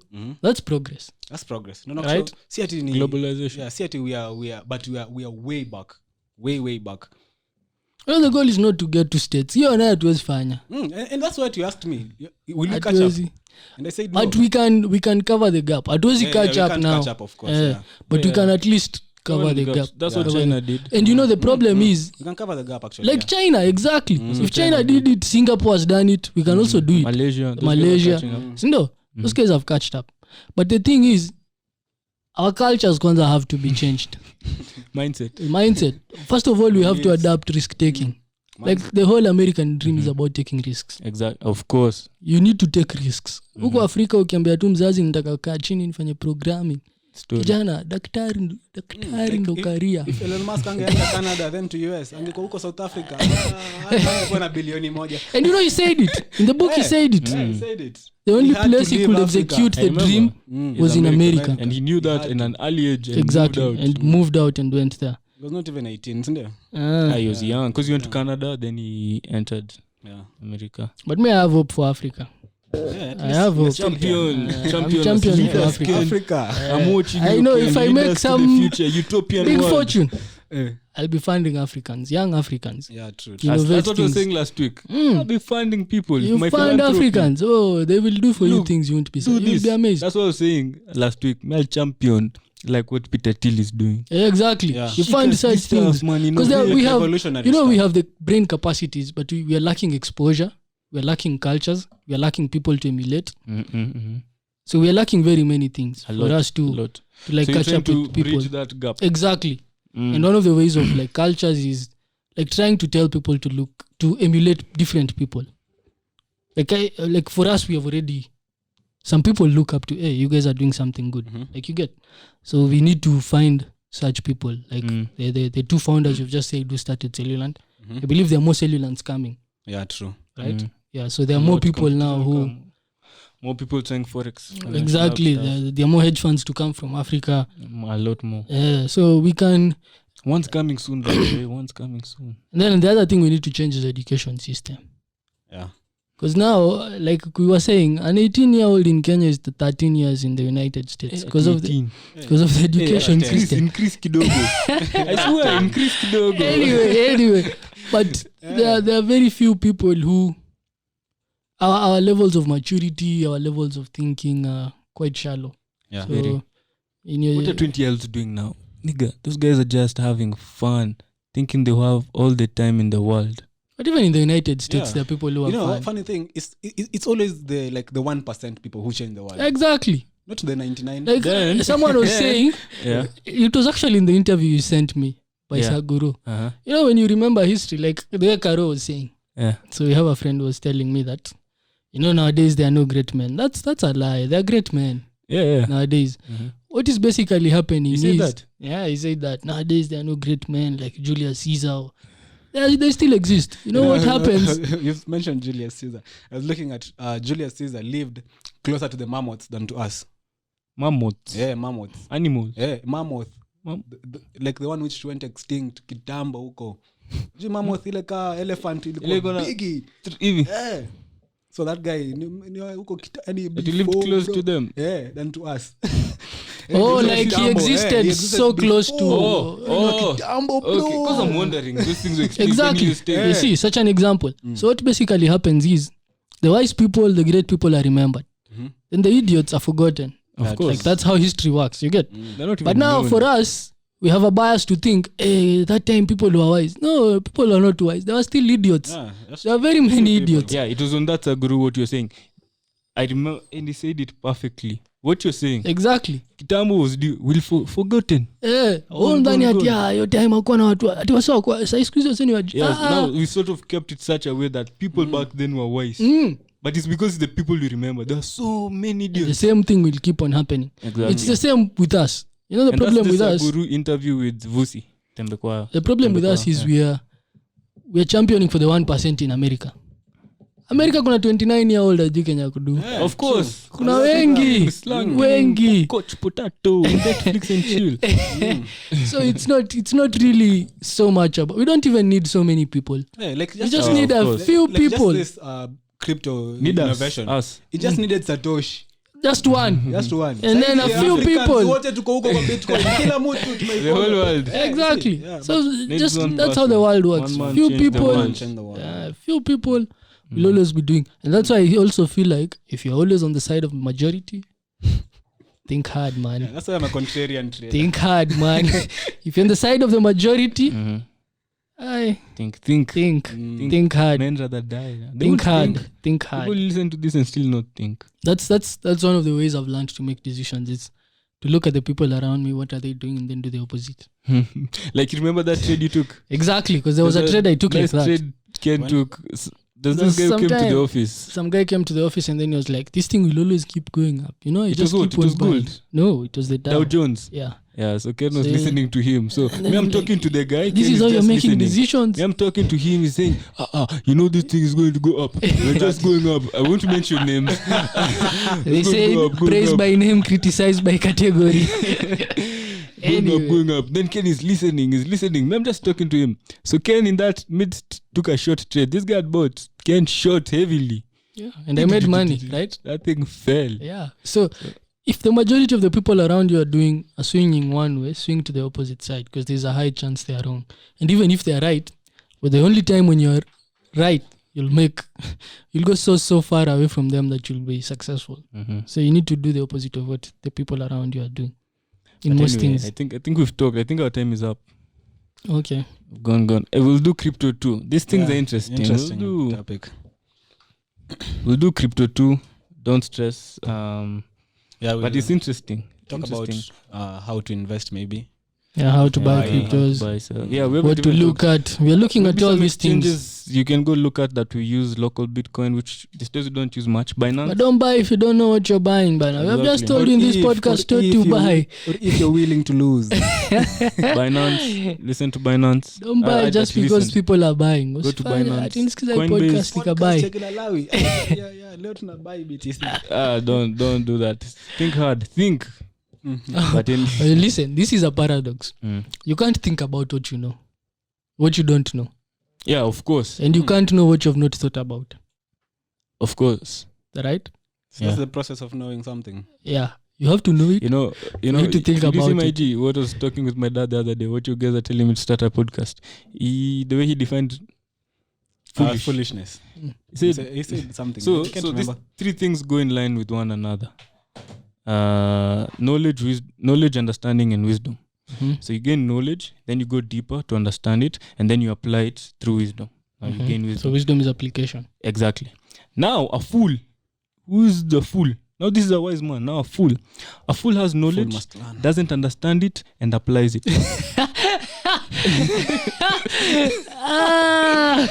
See, they laughed. That's how I laughed. Same thing.